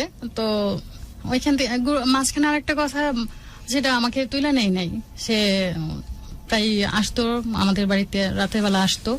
তো বেশি দূর না, গ্রাম, এই মানে হাইটা গেলে 10 মিনিট তাদের এখান থেকে আমাদের এখানে। তো একদিন আমি আমার খালার মানে 2 বিয়ান আসছে আর কি, আমার খালা আর খালার বিয়ান নিয়ে আমাদের এখানে বেড়াতে আসছে। তো আমার আম্মা আবার খুবই লাজুক, আর সব সময় মানে বাবা বাবা বলে ডাকে, খুবই আদর, মাথার মধ্যে তুলে রাখা। অনেক কৃতজ্ঞতা, স্পেশালি আমি যতক্ষণ রেসপন্স করি, যদিও একটা টাফ টাইমের ভিতর দিয়ে যাচ্ছি আমরা in terms of penetration, Facebook penetration, অর্গানিজমের কথা আসছে, ফেসবুকের টোটাল কন্টেন্ট যারা ডিজাইন করে তারা ওই জিনিসটাকে কন্ট্রোল করতেছে। তারপর দেখো বলার কারণে অলরেডি 700 কাছাকাছি আমাদের শেয়ার পৌঁছে গেছে। এবং এটা অনেক বড় একটা ব্যাপার। অফকোর্স এই পরিস্থিতিতে তার মানে তোমরা যে রেসপন্স করো সেটি আমাদের সত্যি ভালো থাকার দারুণ একটা উপলক্ষ। একদম। আর আমি কৃতজ্ঞ তাদের কাছে যে আমি রিপোর্ট আনতে যাচ্ছি অঙ্গন, জানিস রিপোর্ট দিবে পরের দিন সকালে, আপনি না অমুক এই প্রোগ্রাম করেন, আবার দেখতেছি যে বাথরুমের কোনাতে গিয়ে 5-6 জন মিলাচ্ছে যে এই লোকটা সেটা কিনা। যখন দেখছি এটাই প্যাথোলজি ডিপার্টমেন্টে ওরা ঢুকে জব করে, ওখানে রিপোর্ট রেডি করে বলছে যে দিস ফর ইউ। আমি বললাম যে রিপোর্ট নেই সকালে দিবে, বলছে যে আপনার জন্য এতটুকু আমরা করতেই পারি। মানে এতটা সেলফলেস ভালোবাসা। এবং আমি যখন এখানে মানে সব জায়গাতে, যেমন আমি যখন এমআরআই করতে যাচ্ছি তখন রাত অনেক বাজে, তখন ওদের শাটডাউন হয়ে গেছে, 2 জন লোক চিনতে পারছে, ওরা গিয়ে ম্যানেজ করলো। ম্যানেজ করার পর শুধু তাই না, ডিসকাউন্টেড প্রাইস করলো প্রায় 2300 টাকা, ওটা ম্যানেজ করে দিল। কাউকে বলা লাগতেছে না কিন্তু, মানে এনিওয়ে মানে এটা অনেক বড় ব্যাপার ভালোবাসা, একদম, অনেক বাংলাদেশের বড় জন্য, একটা ব্যাপার। ঢাকা এফএম এর জন্য। আর কৃতজ্ঞতা যেভাবে তোমরা এভাবে ভালোবাসা জানান দিচ্ছ, আর শেয়ার যে পরিমাণ দেখছি আমি, সেটি সত্যি সত্যি আমাকে এত কষ্ট, এত ক্লান্ত আমি গত 72 ঘন্টা আমি 1 ঘন্টা নিশ্চিন্তে ঘুমিয়েছি কিনা জানি না, আমি চোখ সোজা করে রাখাটা আমার জন্য টাফ হয়ে গেছে। তারপরও এই ভালোবাসার trust I am really flooded away. তারপর তখন দোকান মানে কোনো কিছু নেই নাই। আমাদের এখানে খালা আসছে বেড়াতে, তো আমার আম্মা আর খালা তারা একই বালিশে শুয়ে আছে। তো ও যে বাসায় আসছে এটা আম্মা বলতে পারে না। সবসময় আম্মা ওকে দেখে একদম মেয়ের জামাই, মানে সামনের কখনো পড়ে না, ওইভাবে থাকে। তো সেদিন আম্মা শুয়ে আছে আর আমার খালাও শুয়েছে, তারা 2 বোন একই বালিশে শোয়া। তো সে রুমে যে ঢোকার পরে দেখে যে শুয়ে আছে, তা আম্মার ওঠে নাই, দেখে নাই, খেয়াল করে নাই, ওঠে নাই। পরে আম্মা যখন দেখছে যে ও আসছে তখন ওইটা আম্মা আবার অন্য রুমে চলে গেছে। পরে সে বাইরিয়া গেটের সামনে দাঁড়ানো, আমার খালতো বোনও তখন আসছিল বেড়াতে। তো গেটের সামনে দাঁড়ানো, আমি ওরে বলতেছি, সেদিন আবার চাঁদ নিয়ে ছিল, আমাদের আবার বাড়ির সামনে খাল আছে, খালের মধ্যে প্রচুর পানি। তাই আমি বলতেছি আসো রাস্তার সাইডে ওই দিক দিয়ে ঘুরে আসি। পরে বলছে না যাবো না, বলতেছি আমার খালতো বোনদেরকে নিয়ে আসি, তারা নিয়ে যে রাস্তার ওই সাইডটাতে একটু হাঁটাহাঁটি করে আসি। না যাবো না, গেলে তুমি আর আমি আসো যাই। পরে গেছি, গিয়ে হাইটা আসছি। আসার পরে কি আম্মা যে ওঠে নাই সাথে সাথে, এই বিষয়টা নিয়ে বলতেছে যে অন্য সময় আমার ওই খালাকে আবার সে বেশি একটা পছন্দ করতো না। তো বলতেছে কি অন্য সময় তো দেখি আমার ওইটা চলে যা, বোন আসছে এক বালিশে শুয়ে রয়েছে, ওঠে নাই, মাথায় কোনো কাপড় টাপড় নাই। তো আমি বলতেছি ভাই ওর বংশে কোনো জমিদার টমিদার ছিল না। তো আমি বলতেছি এটা কি কোন ধরার বিষয়, দেখার বিষয়, এটা তো কোনো বলার বিষয় না। তো এই কথা এইভাবে বলছি, বলার পরে সে আমাদের এখানে মানে গেটের সামনে বিশাল বড় খাল, তখন শাখা দিয়ে সে পার হইতে হইতো, বাঁশের শাখা। তো অনেক পানি আর পেনাগুলো অনেক বড় বড় হয়ে গেছে। আর পড়ে গেছে না পিছলায়, বলে আমার একটু খুশি করতে হবে, আমি নিতে পারতেছি না, দেখি পার হইতে পারছে শাখা নাকি পড়ে গেছে। রাস্তার ওই শাখাতে অনেকবারই সে পড়ছে। তো রাস্তার ওই পাশে আমার ভাই চাচারা অনেকই বসা। তা আমি যে কথা নিয়ে তার সাথে কথা কাটাকাটি হইতেছে, সে জিদ দেখায় আমাকে চড় থাপড় দিয়া এমন ঘর সূত্রপাত। মা কেন তাদের উঠেনি, কাপড় টাপড় দিয়ে তাদের এটা দিয়ে সূত্রপাত। হ্যাঁ, এখান থেকে কথা কাটে। মা কেন মাথায় কাপড় দেয়নি এবং উনাকে দেখে বালিশ ছেড়ে উঠেনি, উনি খেয়ালই করেনি। পারতপক্ষে তো যে বলতেছে যে ওর মা বা ওই ছেলের শাশুড়ি, সে সামনেই আসে না, বাবা ছাড়া সম্বোধনই করে না, এখনো অব্দি বাবা বলে। আর সেই দিন মানে খেয়ালই করেনি কিন্তু ভদ্রমহিলা, সেটাই একটা দোষ ধরতেছে একটা। মানে ওর বংশে কোনো আছে রাজা ধীরাজ বা কিছু স্টেডিয়া কোম্পানি বা কোনো রাজা। আচ্ছা, তুমি জানো না, রাইট? না, আমি জানি না। এটা রক্তের বর্ণের কালার হয়তো নীল, আভিজাত্যের রং। ওকে, তারপর আমি বলতেছি, কথা বলার পর সে আমাকে এমন ভাবে চড় থাপ্পড় দিয়ে এমন ভাবে লাথিয়েছে একদম পানিতে। তুমি পড়ছো? হ্যাঁ, আমি পানিতে, মানে আমি নিজেকে ধরে রাখতে পারি না, এখানে ধরার মতো কিছু নাই, যে ধাক্কা দিয়ে লাথি দিয়ে যে ধাক্কা দিয়েছে একদম পানিতে। আর পেনাগুলো অনেক বড় ছিল, তো আমি লজ্জায় আর উঠতে পারতেছি না। ওই সাইডে ভাইয়ারা সবাই অনেকে বসা ছিল, তারা শব্দ শুনে, এমন ভাবে শব্দ হয়েছে, শব্দ শুনে তারা লাইট টিপতেছে। আর পেনাগুলো এত বড় ছিল আর পানিও এত ছিল, একদম গলা পানি পর্যন্ত চলে গেছে।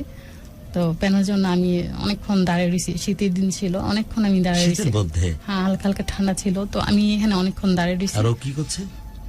সে দিয়ে চলে গেছে, ও চলে গেছে? চলে গেছে, তো রুমে চলে গেছে, আমাদের রুমে। তো আমি ভিতরে মানে উঠতে পারতেছি না, যে তারা নিয়ে আবার দেখে আমাকে যে আমি এখানে পড়ে গেছি। পরে আমি আস্তে আস্তে, আত্মীয় স্বজন, তোমার তো লজ্জা লাগবেই। হ্যাঁ, পরে আমি আস্তে আস্তে উঠে আসছি, আসা কাপড় টাপড় চেঞ্জ করে আমি আর কিছু বলি নাই, এই অভিমানের মধ্যে কিছু বলি নাই। সে রাগ করে পরে চলে গেছে। বলতে আম্মা জিজ্ঞাসা করছে কি ব্যাপার, আসছে খাওয়া দাওয়া করে গেল না? আমি কি না, কেন জানি চলে গেছে। আম্মা আবার বুঝতে পারতো, যখন এর আগে অভিমান, আম্মা বুঝতে পারতো, আম্মা আর কিছু বলতো না, আমার জিজ্ঞাসা করতো না যে কি হয়েছে বা কি, বা এটা সমাধান কি, কোনো কিছুই বলতো না। পরে আস্তে আস্তে আমার নিজে অভিমান ভাঙে আবার নিজেই আসতো। তো এইভাবে চলার পর ভৈরব গেলাম, বাসা নিল। বাসা নেওয়ার পর ওইখানে ভৈরব যাওয়ার পর আমার একটা বেবি মেয়ে, নাম হচ্ছে এনি। তো তার রাগারাগি কম নাই, মানে একটু ভাত কেন নরম হইল বা তরকারিটা কেন স্বাদ হলো না, সাথে সাথে মারধর, সাথে সাথে মারধর। আর ভাত হাড়ি পাতিলটা একদম ভাঙচুর, একদম এটাই ওটাই পাড়ায় পড়ে শেষ।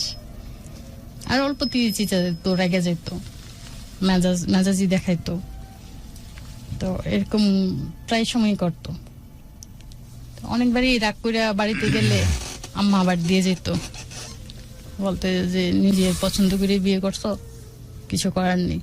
আবার এর মধ্যে আমার বিয়ের পর অনেকেই বলছে যে ওর নাকি একটা মেয়ের সাথে সম্পর্ক ছিল, আর ওর ফ্যামিলি থেকেও বলছে যে মালয়েশিয়া নাকি টাকা পয়সা নিয়ে আসতে পারে নাই, মালয়েশিয়া ছিল, মেয়েদের সাথে সম্পর্ক ছিল। সার্থক ভাবে তো কোনো কাজ সে করতে পারেনি, বিদেশ থাকছে দীর্ঘদিন, কিছুই করতে পারেনি, বিজনেস শুরু করছে এখানে, প্রথম মোবাইলে কিছু করতে পারেনি, ভৈরবে গেল কিছু করতে পারেনি। একটা জিনিস পারছে, সেটা হচ্ছে রাগ। এই যে তেজটা কি কারণে? মানসিক কোনো অসঙ্গতি নাকি? ও দেখতে শুনতে অনেক সুদর্শন, এটাই নাকি? হ্যাঁ, মাশাআল্লাহ, দেখতে শুনতে ভালোই ছিল। ওইটাই প্রবলেম হয়ে গেছে। আচ্ছা, ওই কারণে। ওকে। তো আর যেহেতু অনেকে ওকে ওর সাথে সম্পর্ক করতে চায়, এরকম ব্যাপার ছিল মনে হয় নাকি? না, ওরকম সম্পর্ক এটা মানে আমার বিয়ের আগে ছিল। তার মানে ও যে সুন্দর, এই অহমিকা ওর ভিতরে একটা কাজ করতো না, ওর অহংকার জিনিসটা বেশি ওর মধ্যে কাজ করে। অহমিকা, সেটাই বলছি, অহংকার কাজ করতো। আচ্ছা, এটা ওর মধ্যে বেশি কাজ করে। আর আমি মাঝে মাঝে বলতাম যে তোমার যদি একটা বাড়ি গাড়ি হতো শহরে, টাউনে, তাহলে মনে তুমি মানুষ চিন্তা না, কাউকে চিনতে পারতা না। তো সে হাসতো। তো প্রায় সময় এরকম মারামারি করতো। তো মারামারি করতো। আর মেনে নিতে কেন? অনেক সুন্দর জামাই পাইছো তাই না? অনেক ভালোবাসো তাই? ভালোবাসা ছিল, আর সুন্দর দেখে তো আর নাকি নিজে পছন্দ করে বিয়ে করছো তাই? হ্যাঁ, এটাই কারণ ছিল, যে মাইনা নেওয়ার কারণে এটাই, যে পছন্দ করে বিয়ে। এখন বর্তমানে কি অবস্থাতে যাচ্ছে সম্পর্ক? নাই, আলাদা হয়ে গেছি আমরা। শুনতে চাই কিভাবে তোমাদের সম্পর্ক সেপারেটেড হলো? সম্পর্ক এটা অনেক বিশাল কাহিনী। তো নির্দিষ্ট কোন ঘটনার মধ্য দিয়ে তোমাদের সেপারেশনের ডিসিশন আসলো? এর মধ্যে এই অত্যাচার তো চলছেই, গালিগালাজ, মারধর, ভাঙচুর চলতেছে। হ্যাঁ, চলতেছে। তো এখানে সম্পর্কটা আলাদা হওয়ার দোষ আমারও কিছু আছে। তো এর মধ্যে ব্রাউনবাড়ি আসছি, বৈরব ছিলাম। বৈরব থাকতে আমার তখন মোবাইল ইউজ করি না। যখন তার সাথে সে আমার সাথে এই রাগগুলা করছে, এগুলো করছে, তখন হ্যাঁ, মাঝখানে আবার যে তখন আমার ছেলে টেলে কেউ হয়নি, মেয়েটি কেউ হয়নি। যখন বাসা নিয়েছি, বাসা নেওয়ার সময় সে আমার ফুয়াতো ভাই আসছে। আমরা আবার ভাই, ফুয়াতো ভাই, খালতো বোন খুবই, মানে তারা যে ফুয়াতো ভাই, খালতো ভাই এরকম ভাবে আমরা দেখি না, খুব কাছের। আর তারাও মেয়ের জামাই, বোনের জামাই হিসেবে খুব তাকে খুব সম্মান আদর করতো, কোনো কিছু মানে সংকোচ করতো না, একদম ফ্রিলি ছিল। তো আমার ফুয়াতো ভাই গেছিল তখন, ওইখানে গেছে। যাওয়ার পরে ফুয়াতো ভাই গেছে, যাওয়ার পরে বসে ফ্যামিলিগত কোনো অনেক বিষয় আছে না, কথাবার্তা বলতেছে। তো আমার এক বোনকে নিয়ে অনেক কিছু বলতেছে। তো আমি আবার আমার ফুয়াতো ভাইকে ধমক দিছি যে মেয়ের জামাইদের কাছে কি আর এত কিছু বলা যায়, আপনি এটা সেটা বললেন, পরে তো আমার এইগুলা শোনাবে, এটা সেটা বলবে। তা আমি ওই ভাইকে ধমক টমক দিছি। দেওয়ার পরে তারা এটা আমার ফুয়াতো ভাই আর আমার হাজবেন্ড নিয়ে এসে সমালোচনা হাসাহাসি করতেছে, যে কোনো একটা বিষয় নিয়ে হাসাহাসি করতেছে। পরে আমি রাগ করে আমি ওরেও ধমক দিছি, আর ওরও আমি বলছি যে সবকিছু নিয়ে কি মানুষের ফ্যামিলির মধ্যে দুর্বল থাকে না, এগুলো নিয়ে কি সমালোচনা করতে হয়। পরে ওর সাথে এরকম ভাবে কথা কাটাকাটি করে আমি নিচে বিছানা করে শুইছি, আর ও উপরে শুইছে, আর ফুয়াতো ভাই অন্য রুমে শুইছে। তো শোয়ার পরে সে, আচ্ছা এই বিষয়টা পরে গিয়ে না হয় বলি। আগেই বলো, বলেই ফেলো, অসুবিধা নাই। ফুফাতো ভাই অন্য রুমে, তুমি নিচে, ও খাটে ঘুমানো। তারপর ও ঘুম থেকে মানে আমি তো ভাবছি যে আমি শুয়েছি, সে মান অভিমান ভাঙাবে, শুয়ে রয়েছি, সে উঠছে। ওইটা গরু মানে যেগুলা থেকে আমার তার প্রতি আমার মন নষ্ট হওয়া, উঠছে, উঠে সে আমার গায়ে প্রসাব করে দিছে। তাও আমি কিছু বলি নাই, কোনো কিছুই বলি নাই, জিজ্ঞাসাও করি না যে এই কাজটা কেন করলো।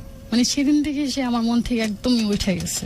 ও বিছানাতে ঘুমানো, তুমি নিচে না, সে সজাগ, আমিও সজাগই। তুমি নিচে বিছানা পেতে মাটিতে ঘুমাচ্ছ এই কারণে যে পারিবারিক বিষয়গুলো নিয়ে তোমারই কোনো এক কি খালাতো বোন না ফুফাতো বোন? খালাতো বোন। তোমার এক খালাতো বোনকে নিয়ে ওরা হাসাহাসি করতেছে, তোমার ফুফাতো ভাই এবং তোমার জামাই, এই তো। তোমার কথা ছিল এতটুকুই যে কোন পরিবার নাই যে পরিবারে কিছু মানুষের কিছু দুর্বলতা থাকে না, হয়তো আমার বোনটা এরকম, সেটা নিয়ে এত হাসাহাসি বা এত মানে এত খেলো কথাবার্তা বলার তো কোনো কারণ দেখি না। এই কথাটা বলেছে এবং অভিমান করে স্বামীর কাছে তো অভিমান করেই মেয়েরা, এটা একটা নর্মাল ফেনোমেনা। তুমি নিচে বিছানা করে ঘুমিয়েছো, ছেলেটা খাটে ঘুমিয়েছে, তোমার জামাই।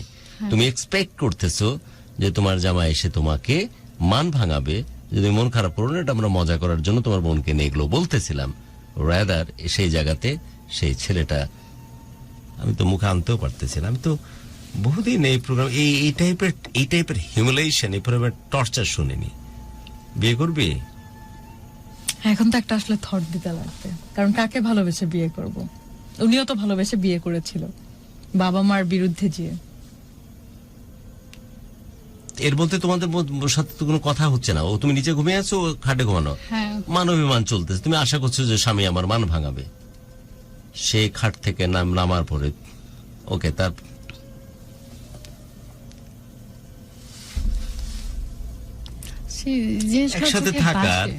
একসাথে না থাকার নিরঙ্কুশ অধিকার একটা মানুষের আছে, বাট হিউমিলিয়েশনের ধরন এরকম। তোমার সুন্দর জামাইটার একটু দেখি তো, কত সুন্দর।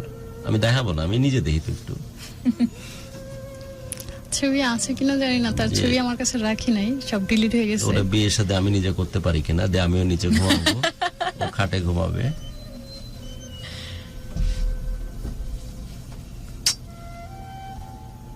কত রকমের নোংরামির গল্প আর শুনবো।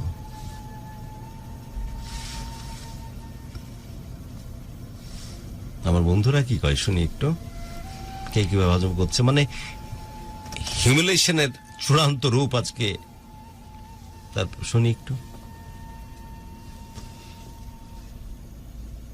সফলতার কি করছে লাইফে এই ছেলেটি?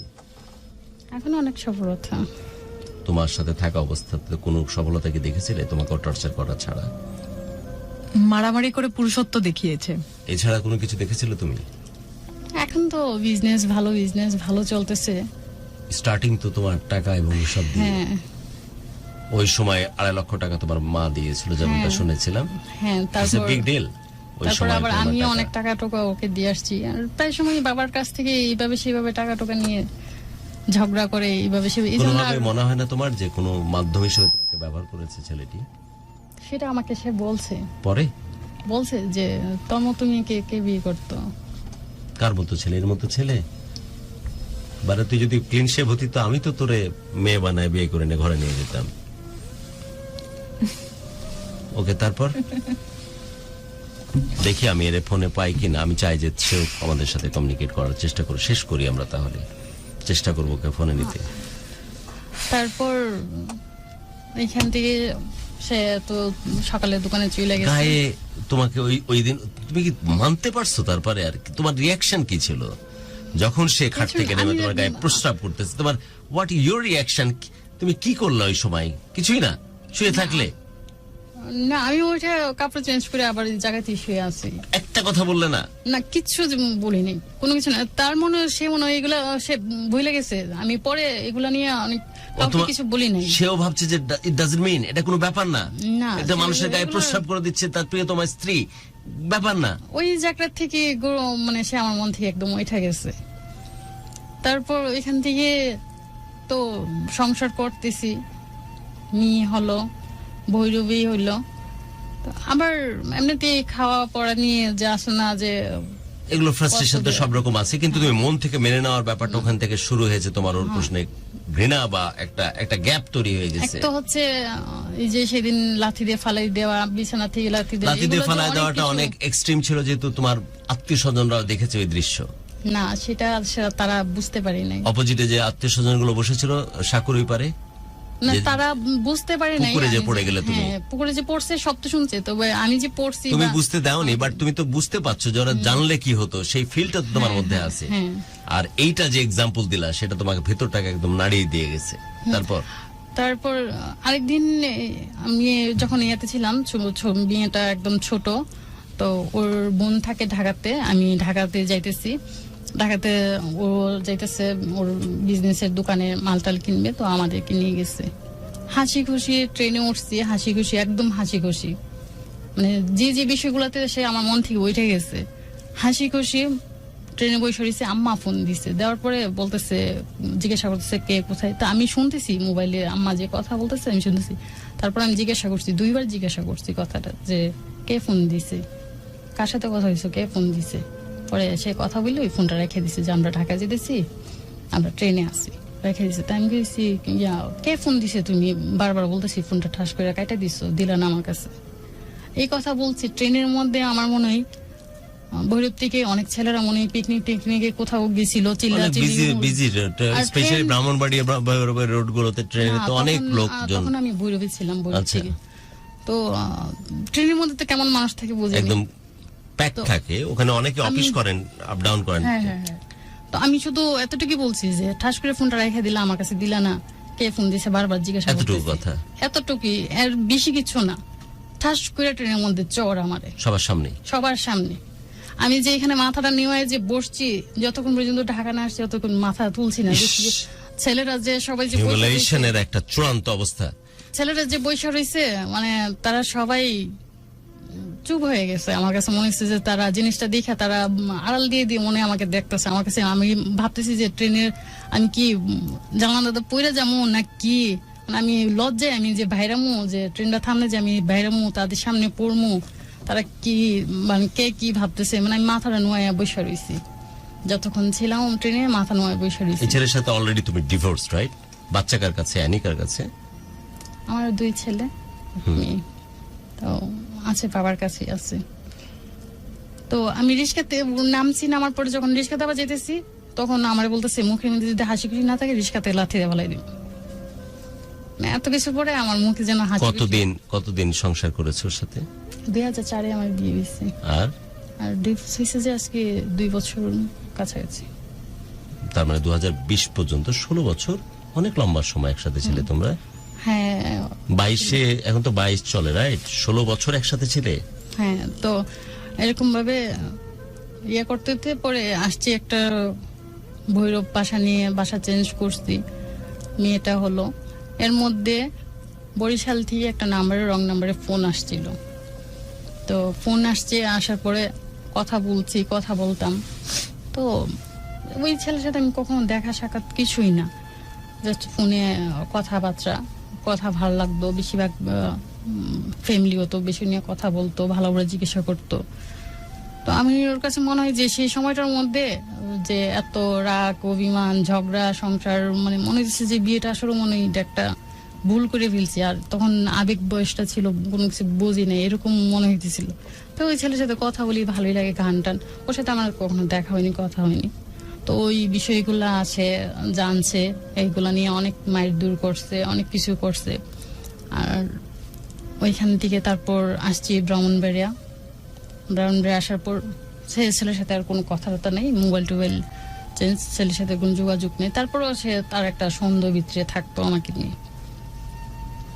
আর আমি তাকে বলছি, যখন ফোন দিছে তখন আমি বলছি এমনি কোন জায়গায় একটা রং নাম্বার আসে, কথা বলি। পরে টিটকারি মস্কারি করতো যে তোমার কাছে কে আসবো, তোমার কে, মানে অনেক বাজে বাজে গালাগালি করতো, অনেক বাজে বাজে নোংরা কথা বলতো। তো ওইখান থেকে আসছি, ব্রাউনবে আসছি, ব্রাউন বৈরব থাকতেই আবার আমার ছেলেটা হয়েছে, আরিয়ান নাম। তো হ্যাঁ, ও হওয়ার পরে চলতেছে সংসার, চলতেছে মায়ের দূর, রাগারাগি, সন্দেহ। এই যে কষ্ট, এই যে সন্দেহ, এই যে হিউমিলেশন, এবং স্পেশালি যে 2-1টা ঘটনা তুমি বলেছো, তোমার কি ভেতরে কাজ করতো যে এই জায়গা থেকে মুক্তি পাওয়া জরুরি, অথবা কারো প্রতি অসম্ভব রকমের ফ্যাসিনেশন কাজ করতো যে এই মানুষটার সাথে একটু কথা বললে অথবা একটু গল্প করলে অথবা ওর দিকে তাকালে হয়তো এই কষ্ট থেকে ভুলে থাকতে পারবে, এমন কারো দেখা পাইছিলা কিনা এর মধ্যে এই 16 বছরে? এর মধ্যে পাইছি। এই রং নম্বরের ফোন নাকি অন্য কোনো ঘটনা? না, এই রং নাম্বারটা শেষ। ওই অতটুকুই কথা বলতে এটা শুন, কিন্তু তোমার এই স্বামী কিন্তু তোমাকে সন্দেহ করতে, এটাকে ঘিরে সন্দেহ করতো। এই যে ছেলেটি দেখা পেলে, যেটা তুমি বলছো যে এইখান থেকে মুক্তির জন্য হলেও তুমি অন্য কোনো একটা সম্পর্কের দিকে ধাবিত হয়েছিলে, বৈবাহিক সম্পর্ক থাকা অবস্থাতেই, সেটা কিভাবে? সেটা হচ্ছে আমার তখন আমি সুস্থ স্বাভাবিক, মানে রং নাম্বার টং নাম্বার এগুলো কিছু না, ভালো সংসার করতেছি, ভালোই দিন চলতেছে, 3 ছেলে মেয়ে, পড়াশোনা, ওকে, লেখাপড়া। আন্ডারস্ট্যান্ড, বাট তুমি তোমার ঘটনায় চলে যাও। পরে আমার এক খালতো বোন পরে শুনতে পারলাম যে ও একটা হচ্ছে তোমার স্বামী যার সাথে সংসার করছে, এটাকে সংসার কতটুকু সুখের বলা যায় জানি না, বাট অনেক বিষাদময় এবং অনেক রকমের হিউমিলেশনের চরম। একটা মানুষের শরীরে যদি প্রস্রাব করতে পারে, এর চেয়ে নোংরাতম হিউমিলেশন আর পৃথিবীতে দ্বিতীয়টা হতে পারে না। বহু মানুষের সামনে উপস্থিতিতে অপদস্থ করতেছে, মারতেছে, it's a very common phenomena. এটা তো চলতে, এভাবেই 16 বছর সংসার চালাচ্ছ। একটা বিচ্ছিন্ন নাম্বার থেকে তোমার সাথে কথা বলা বলি হয়, যেটা কিছুদিন লাস্টিং করে, তারপর তার সাথে কথা বলা বন্ধ হয়, কিন্তু তোমার স্বামী কিন্তু সন্দেহ করা শুরু করলো ওই ছেলেকে ঘিরে। এইবার সত্যিকার অর্থে এমন একজন ছেলের প্রেমেও তুমি পড়তেছো যা মনে হচ্ছে যেটা তোমার মুক্তির একটা জায়গা, যার সাথে তোমাকে, যাকে দেখলে, যার কথা শুনলে, যার সান্নিধ্যে থাকলে তুমি এই কষ্ট থেকে দূরে থাকতে পারবা, এই কষ্ট তুমি ভুলে থাকতে পারবা, এমন ছেলের সাক্ষাৎ তোমার হলো, রাইট? আচ্ছা, ছেলের নাম কি? ছেলের নাম হচ্ছে আসাদুজ্জামান। তো তার সাথে ফোনে রং নাম্বারে ওকে পরিচয় হলো কিভাবে? তারপর দেখা সাক্ষাৎ কোথায় করতাম? দেখা সাক্ষাৎ তো আমার খালতো বোন, ওর বাসায় একদিন গেছিলাম, তো ওর বাসায় এসে আসছিল দেখা করতে। পরে শুনতে পাচ্ছি ওই বিবাহিত ছিল। হ্যাঁ ছিল, তবে আমি প্রথম জানতাম না। আসাদ, আচ্ছা, ওই ছেলেও বিবাহিত ছিল, বাট তুমি জানতে না? না, আমি জানতাম না, সে আবার আলাদা হয়ে গেছে। ওই মেয়েকেও বিবাহিত বাট ডিভোর্স, তাই তো? divorce। এই ছেলে আবার দেখতে শুনতে কেমন ছিল? হ্যাঁ, ভালো। মানে সুন্দর ছেলেরা কোইন্সিডেন্টলি তোমার সাথে কানেক্টেড হয় নাকি তোমার পছন্দ হয় বেশি, অনেক বেশি সুন্দর ছেলে হলে? সব মেয়েরাই পছন্দ করে। কালো, অঙ্গনও অনেক পছন্দ করে। আমি কালোটা পছন্দ করি না, সুন্দরটাই পছন্দ করি। কে বলেছে তোমাকে যে ফর্সারাই শুধু সুন্দর হয়? মানে তুমি কালো রং যেহেতু নিজে মনে করো তুমি কালো তো আমাদের দৃষ্টিতে মনে হচ্ছে না, তো তুমি তাই কালোদেরকে পছন্দ করো না, বাট তুমি ফর্সাদেরকে পছন্দ করো। ইট ডাজন্ট মিন যে ফর্সা মানেই সুন্দর। ডার্ক চকলেট মার্কেটে চলতেছে কিন্তু এখন। ওকে, তারপর তার সাথে খালতো বোনের মানে বাসায় ফর্সা হলে একটা ফ্যাসিনেশন কাজ করে ভিতরে, রাইট? সত্য কথা বলো।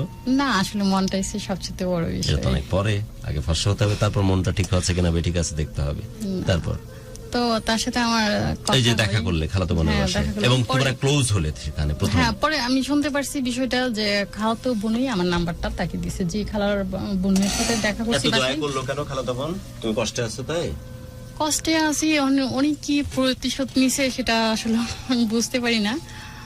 খালাতো বোন তোমাকে নাম্বার দিল, রাইট? আমাকে না, ওই ছেলেকে দিছে, ওই ছেলে রং নাম্বারে। এবং এই ছেলের সাথে এই প্রথম খালাতো বোনের বাসায় দেখা করছো, বাড়ি ফাঁকা, ক্লোজ হচ্ছে, এবং অনেক ইন্টিমেটেড ছেলে তখন সেদিন, প্রয়োজনের চাইতে বেশি সুন্দর দেখে। তুমিও অনেক কষ্টে যেহেতু আছো মানসিক ভাবে, সেদিন কিন্তু নিজেকে ভাসিয়ে দিয়েছিলে কোনো বাধা না, ছাড়া। সেদিন জাস্ট দেখা হইছে। হাসনি, মানে হাসছো বা ভাসনি, তাই তো? না ভেসেছিলে।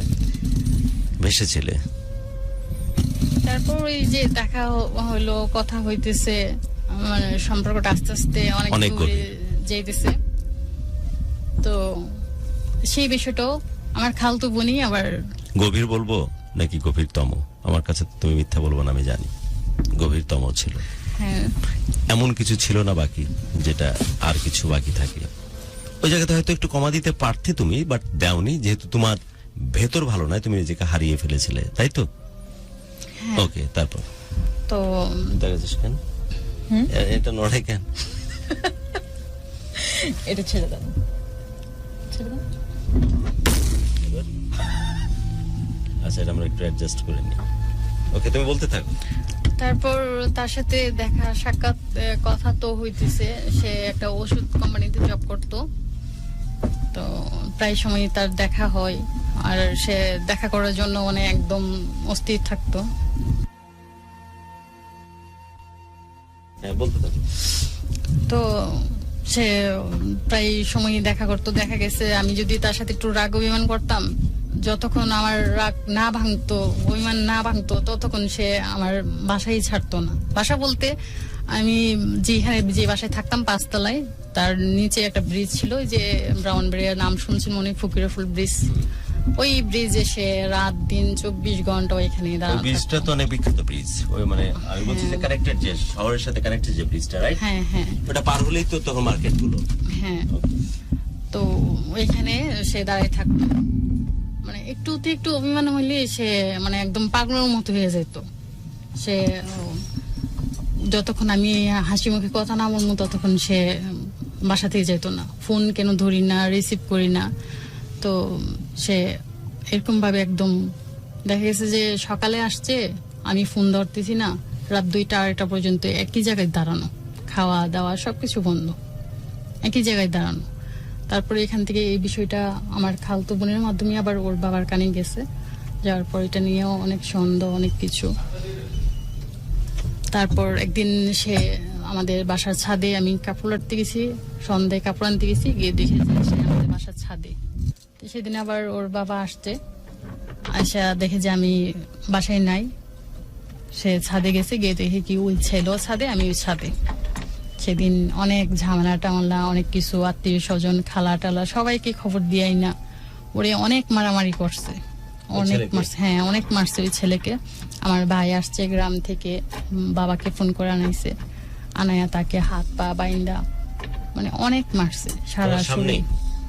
না, তো নাকি আমি আর এক রুমে ছিলাম। আর তুমি যখন ছাদে ওই ছেলে ছিল, ছাদে যখন ওই ছিল, সেটা তো তুমিও ছিলে ওই সময়? হ্যাঁ, আমি ছাদে গেছিলাম, কাপড় আনতে গেছিলাম। যাওয়ার পর কথা হয়নি, এর মধ্যে ওর বাবা চলে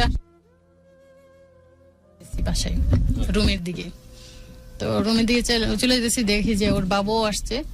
তো সে আর ছাদ থেকে নামতে পারে নাই, ওর বাবা সিঁড়িতে উঠতেছে, আমি রুমের ভিতরে, তার বাবা আসতেছে। তো তার বাবা গেছে ছাদে, আমি এত রাতে ছাদে থেকে নামতেছি, দেখে আসে আবার সন্দেহ ঢুকলো, হাতে নাতে ওই জায়গায় ধরে এবং অসম্ভব মারধর করে তোমার বাড়ির লোকজন, রাইট?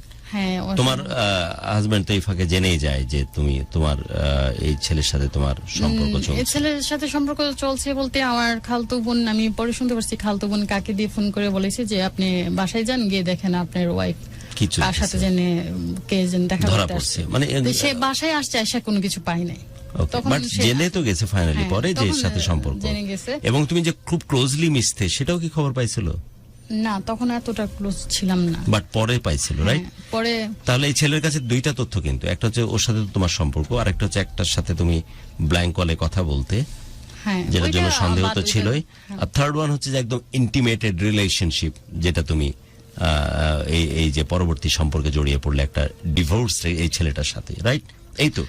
আর এর মধ্যে কিন্তু তোমার সন্তানরা বড় হচ্ছে, তাই তো? হ্যাঁ, তারপর আমার ছোট ছেলে হলো, ছেলে 3জন, তো তারাও আছে। তো আমি এই সিচুয়েশনে এগুলো তো বুঝলাম, এই ছেলের সাথে সম্পর্ক কন্টিনিউ হচ্ছে? হ্যাঁ, কন্টিনিউ হচ্ছে। ওই যে যার সাথে তোমার সম্পর্ক, এটা কন্টিনিউ হচ্ছে, রাইট? তোমার বৈবাহিক সম্পর্কের বাইরে যার সাথে সম্পর্ক, এটা কন্টিনিউ হচ্ছে। বিভিন্ন জায়গায় দেখা করছো, ঘুরতেও তো গেছিলে তোমরা? না, ঘুরতে দূরে কোথাও তার সাথে ওইখানে দেখা করতে, মানে আশেপাশে ও রাস্তায় এখানে সেখানে দাঁড়িয়ে থাকতো। আর যখন একদম ইন্টিমেটেড ভাবে দেখা করতে, সেটা খালাতো বোনের বাসায়? হ্যাঁ, সেটা ফার্স্ট যেদিন তার সাথে আমার কথা হয়েছে সেদিনই দেখা হয়েছে। ওকে ওকে। তো ওইভাবে তার সাথে আমার দেখা, মানে আস্তে আস্তে। পাখির হচ্ছে মোহাম্মদ বাশার। কেন, কি লিখছে উনি? এই তো পাখি, শুধু পাখি উড়িয়ে যাচ্ছে, এবং আরেকজন বলেছে আই লাভ ইউ দাদু, রিপ্লাই। ওকে, আমরা অনুষ্ঠান একদম শেষের দিকে, আমার মোটামুটি গল্পগুলো মনে হয় কভার করে ফেলেছি। জরুরি না সবগুলো ডিটেলে বলতে হবে, অতগুলো ডিটেলে কথা বলা আসলে সুযোগ ওইভাবে থাকে না, বাট তুমি তোমার বেসিক জিনিস বলেছো, আমি যদি ভুল না করি একবার দেখো যে আমি ঠিক বলছি কিনা।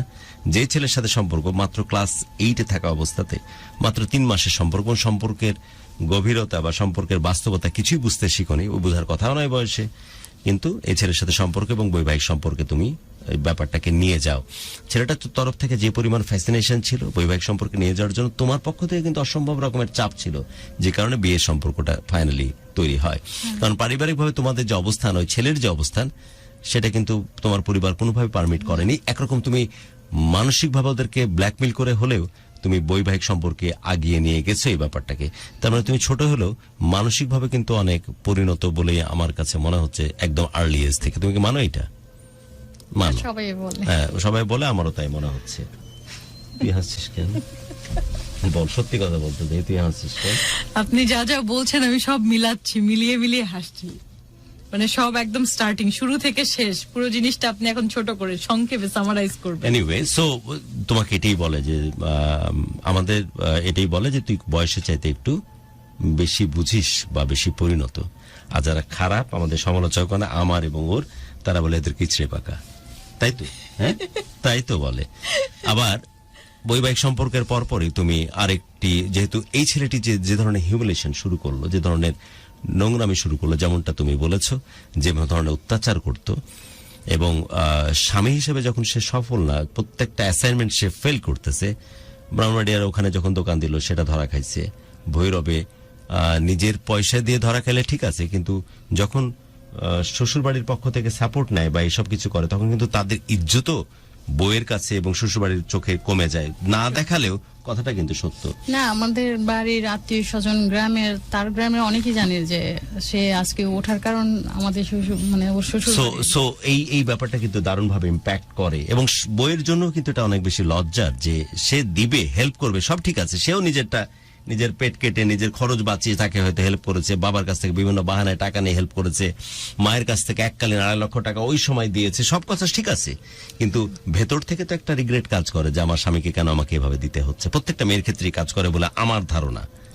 গেল করতো। আর তাছাড়া সে মানে এমন মিসবিহেভ করছে, আমার বাবার সাথে পর্যন্ত খারাপ আচরণ করছে। আমার বাবা, এগুলো তুমি চোখে দেখেছো, স্পেশালি ওর মায়ের কথাটা যেটা বললো, যে ওর মা ওর সামনে আসতো না, যেহেতু জামাইকে দেখে বাবা ছাড়া কখনো সম্বোধন করতো না, ইভেন আফটার সেপারেশন তাকে বাবা বলেই সম্বোধন করে, যেমনটা সে বলছিল। এবং অবাক করা ব্যাপার, সে ভদ্রমহিলা কেন তাকে খেয়াল করেনি ঘরে ঢুকে এবং মাথায় কাপড় স্ট্যান্ড দেয়নি, সেজন্য জামাইয়ের কমপ্লেন তার শাশুড়ির বিপক্ষে। কত বড় ডেসপারেট চিন্তা হতে পারে যদি তার তথ্যগুলো দেয়া সঠিক হয়ে থাকে, যেটা আমরা তার কাছ থেকে জানছিলাম। এবার যদি আমি ছেলের পার্সপেক্টিভ থেকে চিন্তা করি, ছেলে চিন্তা করতেছে যে আমার মতো যুবরাজ টাইপের একটা ছেলে, তুলনামূলকভাবে আমার সাথে গায়ের রং একটু চাপা, সো তাকে আমি বিয়ে করেছি বলে দয়া করেছি। ছেলে যদি চিন্তা করে যে এই মেয়েটি আমার সাথে সম্পর্ক থাকা অবস্থায়, বৈবাহিক সম্পর্কে থাকা অবস্থায় আরেকজনের সাথে ফোনে কথা বলে, সেটি পরকীয়ার শামিল, কিভাবে আমার সাথে এই কাজটা করতে পারলো। অথবা ছেলেটি যদি দেখে বা ফাইনালি জানতে পারে যে অন্যজনের সাথে ইন্টিমেটেড সম্পর্ক আছে আরেকজনের সাথে, এবং সম্পর্কটা খুব গভীরভাবে সে কন্টিনিউ করতেছে, এবং তার কাছ থেকে আমরা যখন আলোচনা করছিলাম খালাতো বোনের জায়গাতে প্রথমবার যখন দেখা হয় তারা ইন্টিমেটেড হয়, এবং এটাও ঠিক যে এইরকম সিচুয়েশনটা ছেলের কাছে পরিপূর্ণভাবে পৌঁছেও যায়। আর কিছু মানুষ থাকে যা ঘটনা সেটা তো বলতেছি, তার চেয়ে হয়তো 2 লাইন বাড়িয়েও তার কাছে তথ্যটা পৌঁছে দেয়। যেমন খালাতো বোনটা ওর আসলেই ওর ভালো চাই নাকি মন্দ চাই সেটি কনফিউজিং, যাতে তার কাছে মনে হয় যে মন্দই চাই, যে কারণে তথ্যগুলো সবসময় ওর কাছে পৌঁছে দেয়, এবং সেই আবার চেষ্টা করে যাতে করে পরকে বিভিন্ন রকমের সম্পর্কে মেয়েটি জড়িয়ে পড়ে। So these are the situation. এবার তুমি আমার জায়গায় আসো, আমি তোমার জায়গায় বসি। আসো, এই যে আমার চেয়ারে বসো। এই প্রথম বসতে বলছি কাউকে, বসো, অনুষ্ঠান শেষ করবো, বসো, বসে যাও। বসে যাও, আরে বসো,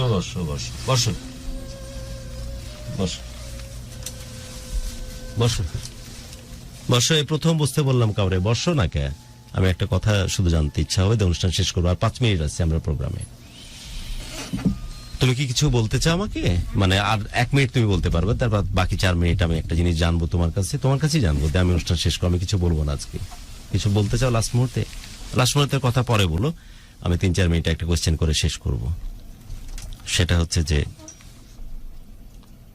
এবার আমি ভিকটিম। তোমার নিকনেম কি বলেছো? নার্গিস। নার্গিস, এই নামই তো সবাই জানে চিনে। নার্গিস তোমার সামনে বসা। আমার মনে হয় আমরা ক্লোনিং হয়ে যদি জন্ম নিতাম তাহলে হয়তো তোমার মতোই দেখাতো আমাকে। আমার নাক মুখের ছায়াছবি অনেকটা ওর সাথে মিলে কিন্তু, এবং এরকম হয়তো কিছুটা রং চাপা হতো। আমার চেয়ে তো ফর্সা যদিও, বাট মেয়ে হলে তো আমিও একটু ফর্সা হইতাম টুকটাক, নিজের যত্ন তো করতাম। একদম হাইট টাইট এরকমই আসতো, রাইট? সো আমরা সুন্দর না হলে আমরা কিন্তু অনেক অ্যাট্রাকটিভ হতাম, তাই তো, মেয়ে হিসাবে। সো নার্গিস বসা তোমার সামনে, লবগুরু হিসাবে এতেশাম তুমি বসা। ওকে, সো এই অবস্থাতে আমি যদি সত্যি এমনই হই যে একদম আর্লি এজে 7-8 পড়া অবস্থাতে যে ফোকাসটা আমার থাকা উচিত, ফোকাস ডাইভার্ট করে নিজের আবেগ, নিজের ইমোশন, নিজের প্রেম প্রীতিকে কন্ট্রোল করতে না পেরে কারোর সাথে ভেসে যায়, সে যতই হোক, অ্যাঞ্জেলও হতে পারে, সেটি একটি ব্যাপার। সম্পর্ক থাকা অবস্থাতেই আমি যতক্ষণ পর্যন্ত একজনের সাথে কমিটেড আছি, সে অত্যাচার করছে, ঠিক আছে, সেটার কারণে আমার মন বিক্ষিপ্ত, যে কারণে আমার মন যে কোনো জায়গায় আড়াল দিতেই পারে, তার চাইতে এটাই উচিত ছিল হয়তো যে আমি সম্পর্কটাকে ক্লোজ করে এন্ড আপ করে আমি হয়তো অন্য কোনো সম্পর্কে জড়াতে পারি। কিন্তু সম্পর্কে থাকা অবস্থাতে কোনো একটা পরকীয়া সম্পর্কের মধ্যে ফোন কলে যাওয়া, সেটা হয়তো সঠিক হতো না, সেটা আমি করেছি। একটা সার্টেন টাইম পর সেটা ক্লোজ করেছি, ফাইনালি গিয়ে একজনের সাথে একদম লিটারেলি পরকীয়া সম্পর্কে জড়িয়ে পড়েছি। How you as a love Guru portray this character Nargis? কিভাবে তুমি পোর্ট্রে করতে চাও লাভ গুরু হিসাবে? কেমন আমি মানুষ হিসাবে? ওর কথা বাদ দাও, বাকি প্রত্যেকটা মানুষের কথা বাদ দাও, সব বাদ দাও, গোটা পৃথিবীর কথা বাদ দাও। শুধু একজন জীবন যুদ্ধে হেরে যাওয়া একজন মানুষ, একজন নার্গিস তোমার সামনে বসা, যার সন্তানদেরকে কাছে দেখতে পারে না, যে সন্তানগুলোকে বুকে নিতে পারে না, যে জীবনে একদম স্টার্টিং থেকে টিল এন্ড বহু সম্পর্কের ভেতর দিয়ে গেছে, কিন্তু কোনোভাবেই সে ভালো নাই। টাইম মেশিনে করে পিছনে যাওয়ার সুযোগ থাকলে ডেফিনেটলি 7-8 ওই ছেলের প্রেমে পড়তো না, তার বিয়ের সম্পর্কে জড়াতো না, তার প্রতি মুহূর্তে তার দ্বারা অত্যাচারিত হতো না, তাকে পেশাব করে দেয় গায়ে, সেই সুযোগটা জীবনে সে পেত না। আর সেই কষ্ট থেকে বাঁচার জন্য কারোর সাথে ফোন কলে প্রীতি করতো না, অথবা কোনো পরকীয়া সম্পর্কে জড়িয়ে যে তার সাথে ইন্টিমেটেড হয়ে তার সেক্সুয়াল রিলেশনশিপ তৈরি করতো না। আমি এমন কিভাবে পোর্ট্রে করবো এই মানুষটিকে? বাকি সব বাদ, ওই ছেলের প্রসঙ্গ বাদ, বাবা মার প্রসঙ্গ বাদ, সমাজের প্রসঙ্গ বাদ, পৃথিবীর প্রসঙ্গ বাদ, দেশের প্রসঙ্গ বাদ, ব্যক্তি মানুষ নার্গিসকে তুমি পোর্ট্রে করবে কিভাবে লাভগুলো চেয়ারে বসে? কেমন আমি কেমন ডিজার্ভ করি জীবন? ভালো না, আমার ছেলে মেয়ের আমার বলিনি, আমি এতে স্বামী হিসাবে কথা বলতে বলেছি। নার্গিস এখানে বসা, কেমন আমি, কোন দিক দিয়ে ভালো আমি? ব্যক্তি নার্গিস কেমন, সন্তান বাদে ভালো? আমি খুশি হয়ে যেতে চাই, এতে স্বামীর কাছে আমি দাবি করতেছি, খুশি হয়ে সেনা টান করে আমি বের হতে চাই, যাতে নিজেকে দেখে আমার অপরাধ বোধ কাজ না হয়, আয়নার সামনে দাঁড়ালে নিজেকে দেখে রিগ্রেট না হয়, বেরোতে পারবো। আসলে আমি ভালো মেয়ে, বাবা মার জন্য ভালো কন্যা সন্তান আমি। হ্যাঁ নার্গিস, আমি নার্গিস ভালো একজন কন্যা সন্তান, লাভগুরু ভালো একজন মা। হ্যাঁ, ভালো একজন মা, লাভগুরু। আমি নার্গিস কি ভালো মা?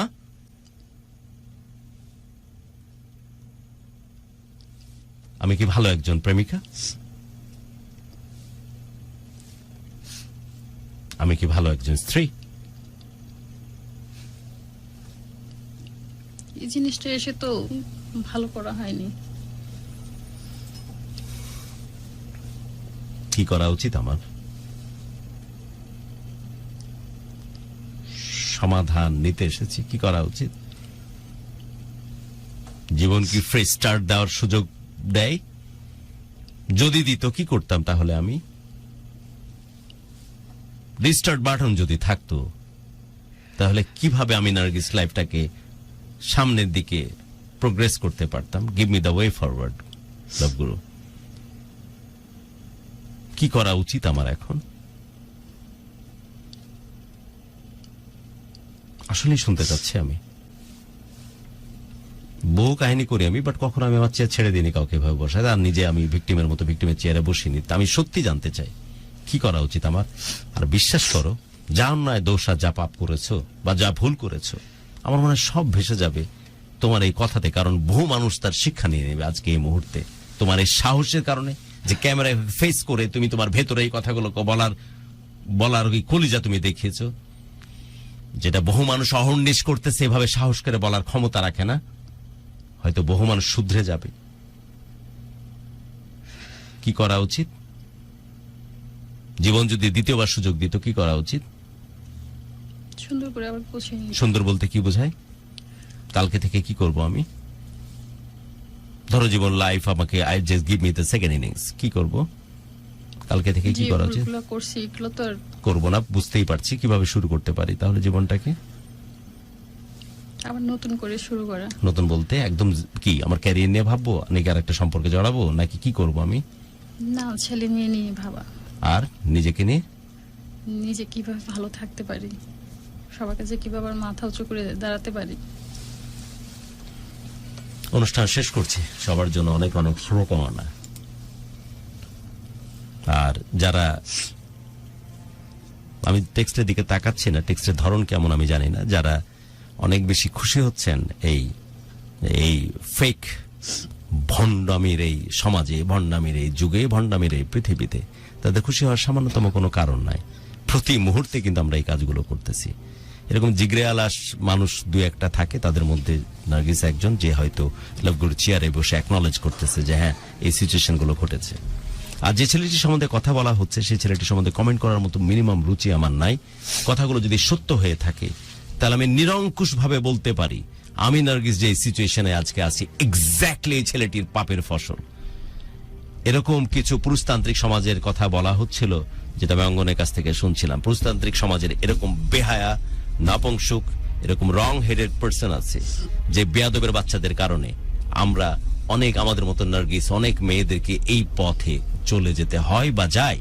কারণ তারা কষ্ট পেতে পেতে হয়তো কোনো একটা জায়গা খোঁজার চেষ্টা করে। এটা একটা স্ট্রোমের মতো, রাইট? কোনো একটা জায়গা যদি বাতাস শূন্য হয়ে যায়, ঝড় কিভাবে হয়, ওই জায়গাটা ভ্যাকুয়াম সৃষ্টি করে, আশপাশের বাতাস তখন ওই জায়গা থেকে প্রেসার ক্রিয়েট করে, ওই জায়গার ফিল আপ করতে চায়, তখনই কিন্তু ঝড়ের উন্মাদনা সৃষ্টি হয়। এক্স্যাক্টলি সম্পর্ক কিন্তু তাই। যখন একটা মানুষ অসম্ভবভাবে খালি হয়ে যায়, তার সর্বস্ব দিয়ে কাউকে পেতে চায়, পাওয়ার পরে যখন এইরকম ভাবে রিগ্রেটেড হয়, হিউমিলেটেড হয়, তার গায়ে পেশাব করে দেওয়ার মতো হিউমিলেশন তার শরীরের সাথে ঘটে, তখন সে মানুষটি নিতান্তই অসহায়ের মতো কোনো একটা জায়গায় আশ্রয় খুঁজতে যায়, যে কোথায় তাকালে আমার মনটা শান্ত হবে, কার সাথে কথা বললে আমি একটু নিজেকে সুস্থির করতে পারবো, কার হাত ধরলে আমি হয়তো নিজেকে আবার নতুন করে ভালোবাসতে পারবো। নিজেকে আমার দেখে ঘেন্না হয়, আয়নার দিকে তাকালে ভাল লাগে না ইদানিং আর, যে আমাকে দেখে, আমি নার্গিস আমাকে দেখে অনেক পছন্দ করতাম, আই লাভ মাই সেলফ, আমি অনেকটা নার্সিস টাইপের ছিলাম, যে নিজের প্রেমে পড়তাম, সে মানুষটা বড় বেশি যে কোনো আয়নাতে দেখলেই, পৃথিবীর সেরা আয়নাতে দেখলেও নিজেকে দেখে ঘেন্না লাগে। এবং এই ঘেন্নাটা আমার নিজের কারণে না, কোনো একটা মানুষের চোখ দিয়ে আমাকে দেখতে হয়েছে। এবং তখন আমি দেখেছি আমি কত বেশি অসুন্দর, কত বেশি অপাঙ্ক্তেয়, আমি কত বেশি অরুচিপূর্ণ, যে কারণে আমার নিজের প্রশ্নে ঘৃণা তৈরি হয়েছে। তখন যদি কারো ইম্পর্টেন্সই দেখে, সে মানুষটি তার দিকে ধাবিত হতে থাকে। মানুষ হিসেবে তার একটা নর্মাল লিমিটেশন। তাই আমি এটির দোষটাকে আমি বড় করে দেখি না, আসলেই বড় করে দেখি না। আমরা পৃথিবীতে ফেরেশতা হতে আসিনি, অতিমানব হতে আসিনি। পরবর্তীতে অতি মানবের কোনো সম্ভাবনাও নাই বা বাংলা পৃথিবীতে, যদি আমরা ইসলাম ধর্মে বিশ্বাস করে থাকি। সাধারণ মানুষ আমরা। কেউ যদি এভাবে ঘেন্না করতে শেখায়, কেউ যদি আমাদেরকে অহর্নিশ এইভাবে চোখে আঙ্গুল দিয়ে দেখিয়ে দেয় যে তুই আমার জন্য যোগ্য না, তুই জাতা, তুই জঘন্য, তুই কোনোভাবেই সুন্দর না, তুই একদম কুরুচিপূর্ণ, তখন এই মানুষটা সত্যি মূল্যায়ন হতে চায়, মানুষটা নতুন করে আবার বাঁচতে চায়, নতুন করে হয়তো কারো ভালোবাসায় নতুন করে নিজেকে সিক্ত করতে চায়। হয়তো সেটি অন্যায়, কিন্তু তারপরও সে বাঁচার তাগিদে হাঁসফাঁস করতে থাকে, নিজেকে খুঁজে পাওয়ার তাগিদে সে আবার নতুন করে স্বপ্নের বীজ বুনতে চেষ্টা করে, কারো হাত ধরে, কারোর সাথে ভালোবাসার গল্প করে, কারোর সাথে আবার ভেসে যায়। দোষটা তার প্রথমেই, যে মানুষটি তাকে এরকম পরিস্থিতির দিকে ঠেলে নিয়ে গেছে দিনের পর দিন। যেমনটা সে বলছে, সেই কথাগুলো যদি পরিপূর্ণভাবে সঠিক হয়ে থাকে, সেজন্য এই মেয়েটির দোষ কোনোভাবেই লাভগুরুর জায়গা থেকে আমি দেখি না, একেবারেই না। এবং এরকম যারা করতেছি ছেলে বা মেয়ের সাথে বা মেয়েরা ছেলের সাথে এবং দিনের পর দিন এরকম নোংরা সিচুয়েশনের দিকে ঠেলে দিচ্ছি, তাদের উপরে আমার রাজ্যের ঘৃণা, অভিশপ্ত এই বেয়াদবের বাচ্চারা। অনুষ্ঠান শেষ করছি আর অনুরোধ রাখতেছি প্রথমে তো কৃতজ্ঞতা যে সাহসের সাথে এই সিচুয়েশনে ডেলিভার করার জন্য ওপেন প্ল্যাটফর্মে, যাতে করে বহুদিন অনেকেই, বহু একটা দুইটা না, হাজারো লাখো ছেলে মেয়ে এই ঘটনার ভিতর দিয়ে যাচ্ছে, তারা যেন প্রয়োজনীয় শিক্ষা গ্রহণ করতে পারে। এবং শিক্ষা যদি গ্রহণ করে, সমাজের একটা ট্যাবু ভাঙতে এসেছে এই মেয়েটি, এই ট্যাবুটা যদি ভাঙে, তারা যদি সঠিক জিনিস জানে এবং সত্যি যদি ভালো থাকার চেষ্টা করে, ও যেমনটা বলছিল যে ফাইনালি আমি ভালো নাই, নতুন করে ফ্রেশ স্টার্ট দিতে চাই, টাইম মেশিন করে আবার গোড়া থেকে শুরু করতে চাই আমি ছোটবেলার নার্গিস, রাইট? তো এই শিক্ষাটা যদি কারো জীবনে কাজে লাগে, তারা যদি সত্যি ঘুরে দাঁড়াতে চেষ্টা করে, এই জীবন এর মধ্যে আমার ছেলে মেয়ের ভবিষ্যৎটা আমি নষ্ট করে দিই। এক্স্যাক্টলি। সো এই জিনিসটা যদি কেউ করতে তারাও পারে, সুখে নাই। এক্স্যাক্টলি তাই। তো এই জিনিসটা বিয়ে দিয়ে দিচ্ছে, মেয়েটার পড়াশোনা ঠিকভাবে হইতেছে না। সো কেউ ভালো থাকে না, ইনফ্যাক্ট সেই কারণেই জরুরি যে এই জিনিসগুলো যদি শিক্ষা হিসেবে নিজের জীবনে নেওয়া যাওয়া যায়। আমরা প্রায় সেই কাজটা করতেছি, স্বীকার করি আর না করি, হাজারো লাখো মানুষ, লাখো ছেলে মেয়েটার ভিতর দিয়ে যাচ্ছে। সেটা যে আলটিমেটলি কোনো সলিউশন নিয়ে আসে না, ভালো কিছু দেয় না, সেটির একটা বড় প্রমাণ সে আমাদের সামনে আজকে হাজির করেছে। কৃতজ্ঞতা সেজন্য যে বহু মানুষকে শিক্ষা দেওয়ার দারুণ একটা জায়গা করে আমি দিয়েছে। এটাই বলতে আসছি যে যাই হয়েছে সংসারে, যেটাই হইতো 16 বছর কাটাই আসছি, বাকিটাও কাটাই যেতে পারতাম। আমি যদিও পুরো দস্তুর একমত না, যদি হিউমিলেশনের মাত্রা এরকমই হয় তাহলে কাহা তাক এভাবে সার্ভাইভ করা যায় আমি জানা নাই। এটা করতে পারলে ভালো, বাট আমি এটা কোনো সমাধান কিনা আমি জানা নাই। কারণ তোমার ভালো থাকার, নিরঙ্কুশ ভাবে ভালো থাকার অধিকার আছে। আল্লাহ রাব্বুল আলামিন পবিত্র ধর্মগ্রন্থে উল্লেখ করেছেন, তোমরা পরস্পরকে ভালোবেসে একসাথে থাকো। যদি তোমার স্বামী বাড়ি দিয়ে রুটি বেলুনি ভেঙে ফেলতো, বেল্টের, আমার মনে হয় না যে ছেলের সাথে এক্সিস্ট করা তোমার উচিত ছিল, বাট সেপারেটেড হওয়ার পরে তোমার অধিকার ছিল পরবর্তী সম্পর্কে জানানো, এক্সিস্টেন্ট অবস্থায় না। কারণ কমিটমেন্ট ইজ এ ডিফারেন্ট, এটার কারণে আলাদা হয়ে গেছে। Commitment is a different thing. তোমার উচিত ছিল ওর কাছ থেকে অবশ্যই সরে আসা। আমি এখনো বলছি, হাজারবার বলবো, ওর কাছ থেকে সরে আসাটাই উচিত ছিল। কিন্তু বাকি সম্পর্কগুলোতে যেটা জড়িয়েছে, ডেফিনেটলি আপনার সেপারেটেড, আপনার এন্ড আপ দ্য রিলেশনশিপ। ধর্মের এখানে কিন্তু একদম ক্লিয়ার, ওই বিয়েটো সে এখনো সুখী না। ধর্মের একটা ক্লিয়ার ইনস্ট্রাকশন আছে যে তোমার স্বামী যদি অত্যাচারিত হয়, এরকম নপুংসক হয় বা অন্য কোনো সমস্যা থাকে, তোমরা যেভাবে ভালোবেসে একসাথে আছো সেভাবে ভালোভাবে আলাদা হয়ে যাও। So after separation you can go with the decision, but কমিটমেন্টে থাকা অবস্থাতে কোনো অবস্থাতে এই জিনিসটা করণীয় উচিত ছিল না। আমি চাই যে কোনোভাবে এই ছেলেটির প্রতি তোমার জন্য ফোকাস না থাকে। এই ছেলেটি তোমার জীবনের এই কষ্টে আসার জন্য একটা এবং একমাত্র কারণ। তুমি যদি আজকের এই পরিস্থিতিতে পড়ে থাকো, ধরে রাখো যে তোমার জীবনের একমাত্র রাবণ ক্যারেক্টারের নামই হচ্ছে এই ছেলেটি। কোনো এক জীবনে হয়তো কোনো একটা ভুল বা অন্যায় করেছিলে, যে কারণে এই ছেলেটির সাথে তোমার ক্লাস 7-8 দেখা হয়েছিল এবং তার ফসল আজকে পর্যন্ত পুড়তে শুরু করেছো। তোমার হাতের বিভিন্ন যে জায়গাগুলো অনাবৃত আছে, তুমি যেহেতু হেজাব করো, সেখানে তোমার কষ্টের জন্য পরিচ্ছন্ন, যেগুলো হয়তো নিজে নিজে তুমি নিজের পরে টর্চার করো বলেই আমার মনে হচ্ছে। ভুল বলছে নাকি? বের হও এখান থেকে। জীবন, পৃথিবী, এই প্রকৃতি তুমি যা কল্পনা করো তার চাইতে অনেক ভয়াবহ রকমের সুন্দর। আমি কালকের এক্সাম্পলটা দিলাম, তুমি কি খেয়াল করেছো অনুষ্ঠানের শুরুতে? আমি ফাইট করতেছি যে আমার সবচেয়ে অনেক পছন্দের, সব কাছের একজন মানুষের একজন, তাকে কিভাবে বাঁচানো যায়। বাঁচাতে গিয়ে আমি রাত 12টা নাগাদ সারা রাত ধরে আমি বিভিন্ন রিপোর্ট রেডি করতেছি, যেটা সম্ভব না, ইনস্ট্যান্ট করতেছি। সবাই বলছে যে এই রুগীকে নিয়ে গেলে কিন্তু কোনো রিস্ক কেউ নিতে পারবে না। ডাক্তাররা সবাই ভেট করতেছে যে নো, এটা রাস্তাতে একটা অ্যাক্সিডেন্ট হয়ে যাবে, 2% চান্সেস না, 20% স্যাচুরেশন লেভেল, যে কোনো সময় মারা যাবে। ঘামতেছে, একটা নিঃশ্বাসে, এক বিট নিঃশ্বাসের জন্য ফাইট করতেছে উনি। আমি চোখে দেখতেছি, তারপর তাকে নিয়ে ফাইট করতেছি যে নো, যেহেতু আমরা মৃত্যুর জন্য এখানে ওয়েট করতেছি, so why not for the second chance, দেখি কি না হয় যদি উপরে মাবুদ থাকে। 3বার আমি রিটার্ন ব্যাক করার চেষ্টা করেছি যে না, আর যাওয়া ঠিক হবে না, এখনই ব্যাক করি। কারণ এমন একটা জায়গায় যদি আমি ধরা খাই যেখানে আমি হয়তো কোনো কনভেনিয়েন্ট মেডিকেশন পাবো না। সো রাজশাহী থেকে বের হওয়ার আগে 3বার আমি রিটার্ন ব্যাক করার চেষ্টা করেছি। আবার সামনে গেছি, টানা 10 ঘন্টা মনিটরের দিকে তাকায়ছিলাম, যেই অক্সিজেন লেভেল 20, 22, 25, 30, 35, এই 60, 50, ওই আবার 25। তখন আবার গাড়ি থামিয়ে বিভিন্ন রকমের ট্রিটমেন্ট চালাচ্ছে। তারপর অ্যাম্বুলেন্স ডিস্ট্রয়েড, আর একটা অ্যাম্বুলেন্স কালেকশন, গ্যাস পাচ্ছি না, রাস্তায় ঝামেলায়, জ্যাম গ্যাঞ্জাম, 10 ঘন্টা পর পৌঁছাচ্ছি। ইটস রিয়েলি রিয়েলি সারপ্রাইজিং যে পৌঁছানোর পর এখানকার রেপুটেড হসপিটালে যখন তার অক্সিজেন লেভেল মাপা হচ্ছে 100, প্রেশার লেভেল 110/70, তার কিডনি 5.6 ছিল, যেখানে সেখানে 6 ছিল, এক্স্যাক্টলি 5.6 ছিল, সেটা নেমে এসেছে 2.7-এ। আমরা যে হোয়াট হেল, এ কোন ক্যারিজমা? আমি যখন ভাবতেছি, কষ্ট নিয়ে চিন্তা করতেছি, একবার পেশেন্স লেভেল হারায়নি, শুধু ভেবেছি আল্লাহরা বললাম তুমি আর কত পরীক্ষা দেবা দাও, আমি তো বান্দা হিসেবে তোমার পরীক্ষা কমপ্লাই করা ছাড়া তো আর কিছু করতে পারি না, আমি তো আর তোমার বিরুদ্ধে অভ্যুত্থান তৈরি করতে পারি না। আমি রেডি আছি, I will chase my last capacity, but আমি অন্তত মনকে যেন বুঝ দিতে পারি যে ওই মানুষটার জন্য আমি আমার জীবনের সর্বোচ্চটা দিয়েছি, তারপর বাকি ফাইসালা মাবুদ তোমার, বলে আমি চেষ্টা করতে থাকতেছি।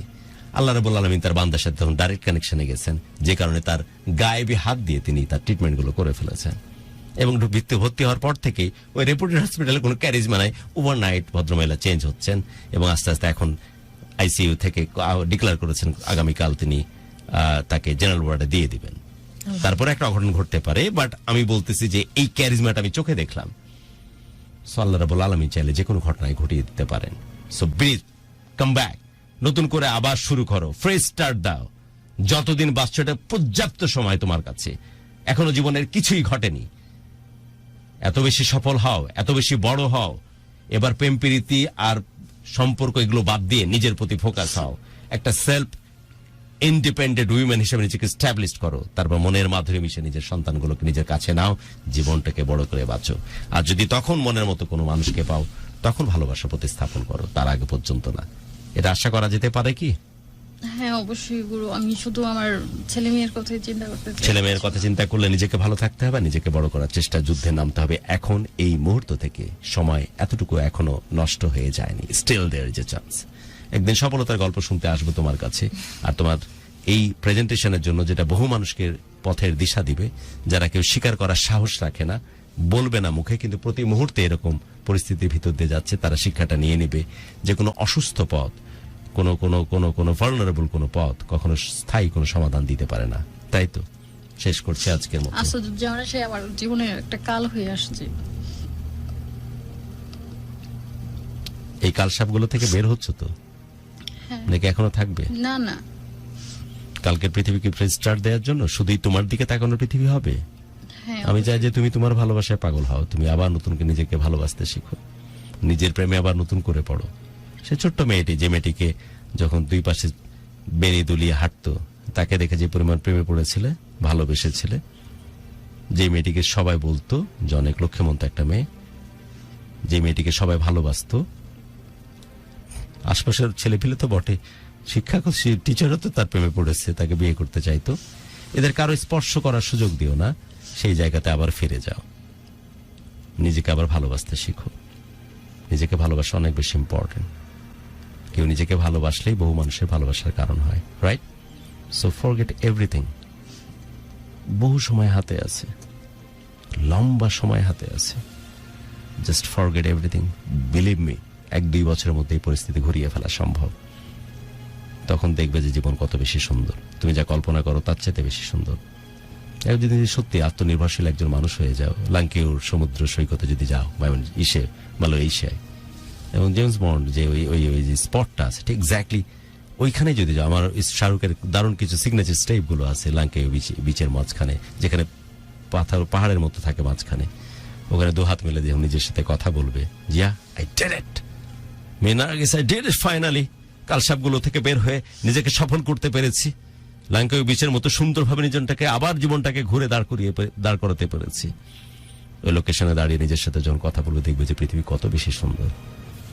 নেক্সট ভিজিটে তুমি যাবে তখন আরেকটা কোনো জায়গাতে, হয়তো সিঙ্গাপুর ইউনিভার্সাল স্টুডিও, তোমার বাচ্চাদেরকে নিয়ে ঘুরতেছে ইউনিভার্সিটি স্টুডিওর ভেতরে। ফরেনার বাচ্চারা যেভাবে এক্সপ্লোর করতেছে মজা, তোমার সন্তানরা যারা ডিপ্রাইভ হয়েছে বহুদিন, তারাও মজা করতেছে। সেদিনও তুমি আরেকবার বলো, ইয়া ফাইনালি আই ডিড ইট। ঠিক আছে, জীবনটা এমন হোক, রাইট? এর চাইতে সুন্দর হতে পারে লাইফ? তোমার কিছু কি মনে হয় না যে still there is a chance, still there is a time? মনে হয়? সো গো ফর ইট না? ব্রেকআপ পার্টি সং বাজাতে চাচ্ছিলাম, যে অনেক সময় ব্রেকআপও যে অনেক সেলিব্রেশনের কারণ হতে পারে। এখন কপিরাইটে ধরবে দেখে বাজাতে পারছি না, বাট যারা এফএম আছে তারা হয়তো চাইলে শুনতে পারবে। শোয়ের শেষে বাজে শোয়ের শুরুতে বাজায় দিও অবশ্যই। যে ব্রেকআপ পার্টির পর মেকআপ, কি যেন গানের কথাগুলো খুব দারুণ।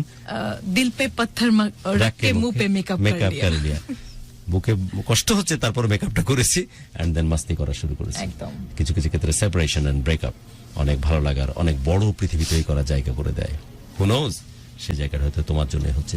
সবার জন্য দোয়া, সবাই ভালো থাকুক আর জীবনটাকে অনেক বড় করে আমি বাঁচুক। আমার ছেলেদের কাছে আমি ক্ষমা যেতে চাই, তাদের কাছে আমি মাপ চাই যে আমার জন্য যে তারা লাইফটা নষ্ট হয়ে যেতেছে। মাপ চাইলে তো হবে না, তোমাকে কমপ্লিট ওইভাবে করতে হবে যে তুমি কতদিনের মধ্যে কাম ব্যাক করবা এবং তাদেরকে নিয়ে তাদের মনের মতো পৃথিবী দিবা। বলো এবার 2 মিনিট হ্যাঁ, সময় তোমার জন্য। আমি এখন অনেক আগে ঠিকই না জানা এই প্রোগ্রাম তো তারা শুনবে। 2 মিনিট অনেক সময় আগে দিলাম। থেকেই চেষ্টা করতেছি যে আমার ছেলে মেয়ের জন্য আমি কিছু একটা করতে। কিছুটা কি বলো, তারা যেন কতদিন ভালো- সময় নিবা? এটা আসলে বলতে পারতেছি না কতদিন, তবে আমি চেষ্টা আছে যে আমার ছেলে মেয়েরা আমি যেন সুখ দিতে পারি তাদেরকে, যেটা আমি এখন ফোকাস কি হবে আগামী 2 বছর তোমার? নিজেকে তৈরি করা। হ্যাঁ উদ্দেশ্য কি হবে? তাদেরকে সুখী রাখা। হ্যাঁ আর যা করেছো পরিবর্তন জীবন, তার জন্য তুমি কিছু করনি, পরিস্থিতির কারণে যে ঘটনাগুলো ঘটেছে তার জন্য কষ্ট পেয়েছে তারা, যারা কোনোভাবে তার জন্য দায়ী না, রেসপন্সিবল না, সেটার জন্য তুমি ক্ষমা প্রার্থী, তাই তো? অ্যাটলিস্ট 2 ইয়ার্স আমি যে স্বপ্ন দেখতেছি ইউনিভার্সিটি স্টুডিওতে তুমি সহ তোমার বাচ্চাদেরকে, সম্ভব? হ্যাঁ হোক। অবশ্যই। আজ বিদায় নিচ্ছি, সবাই ভালো থাকুন।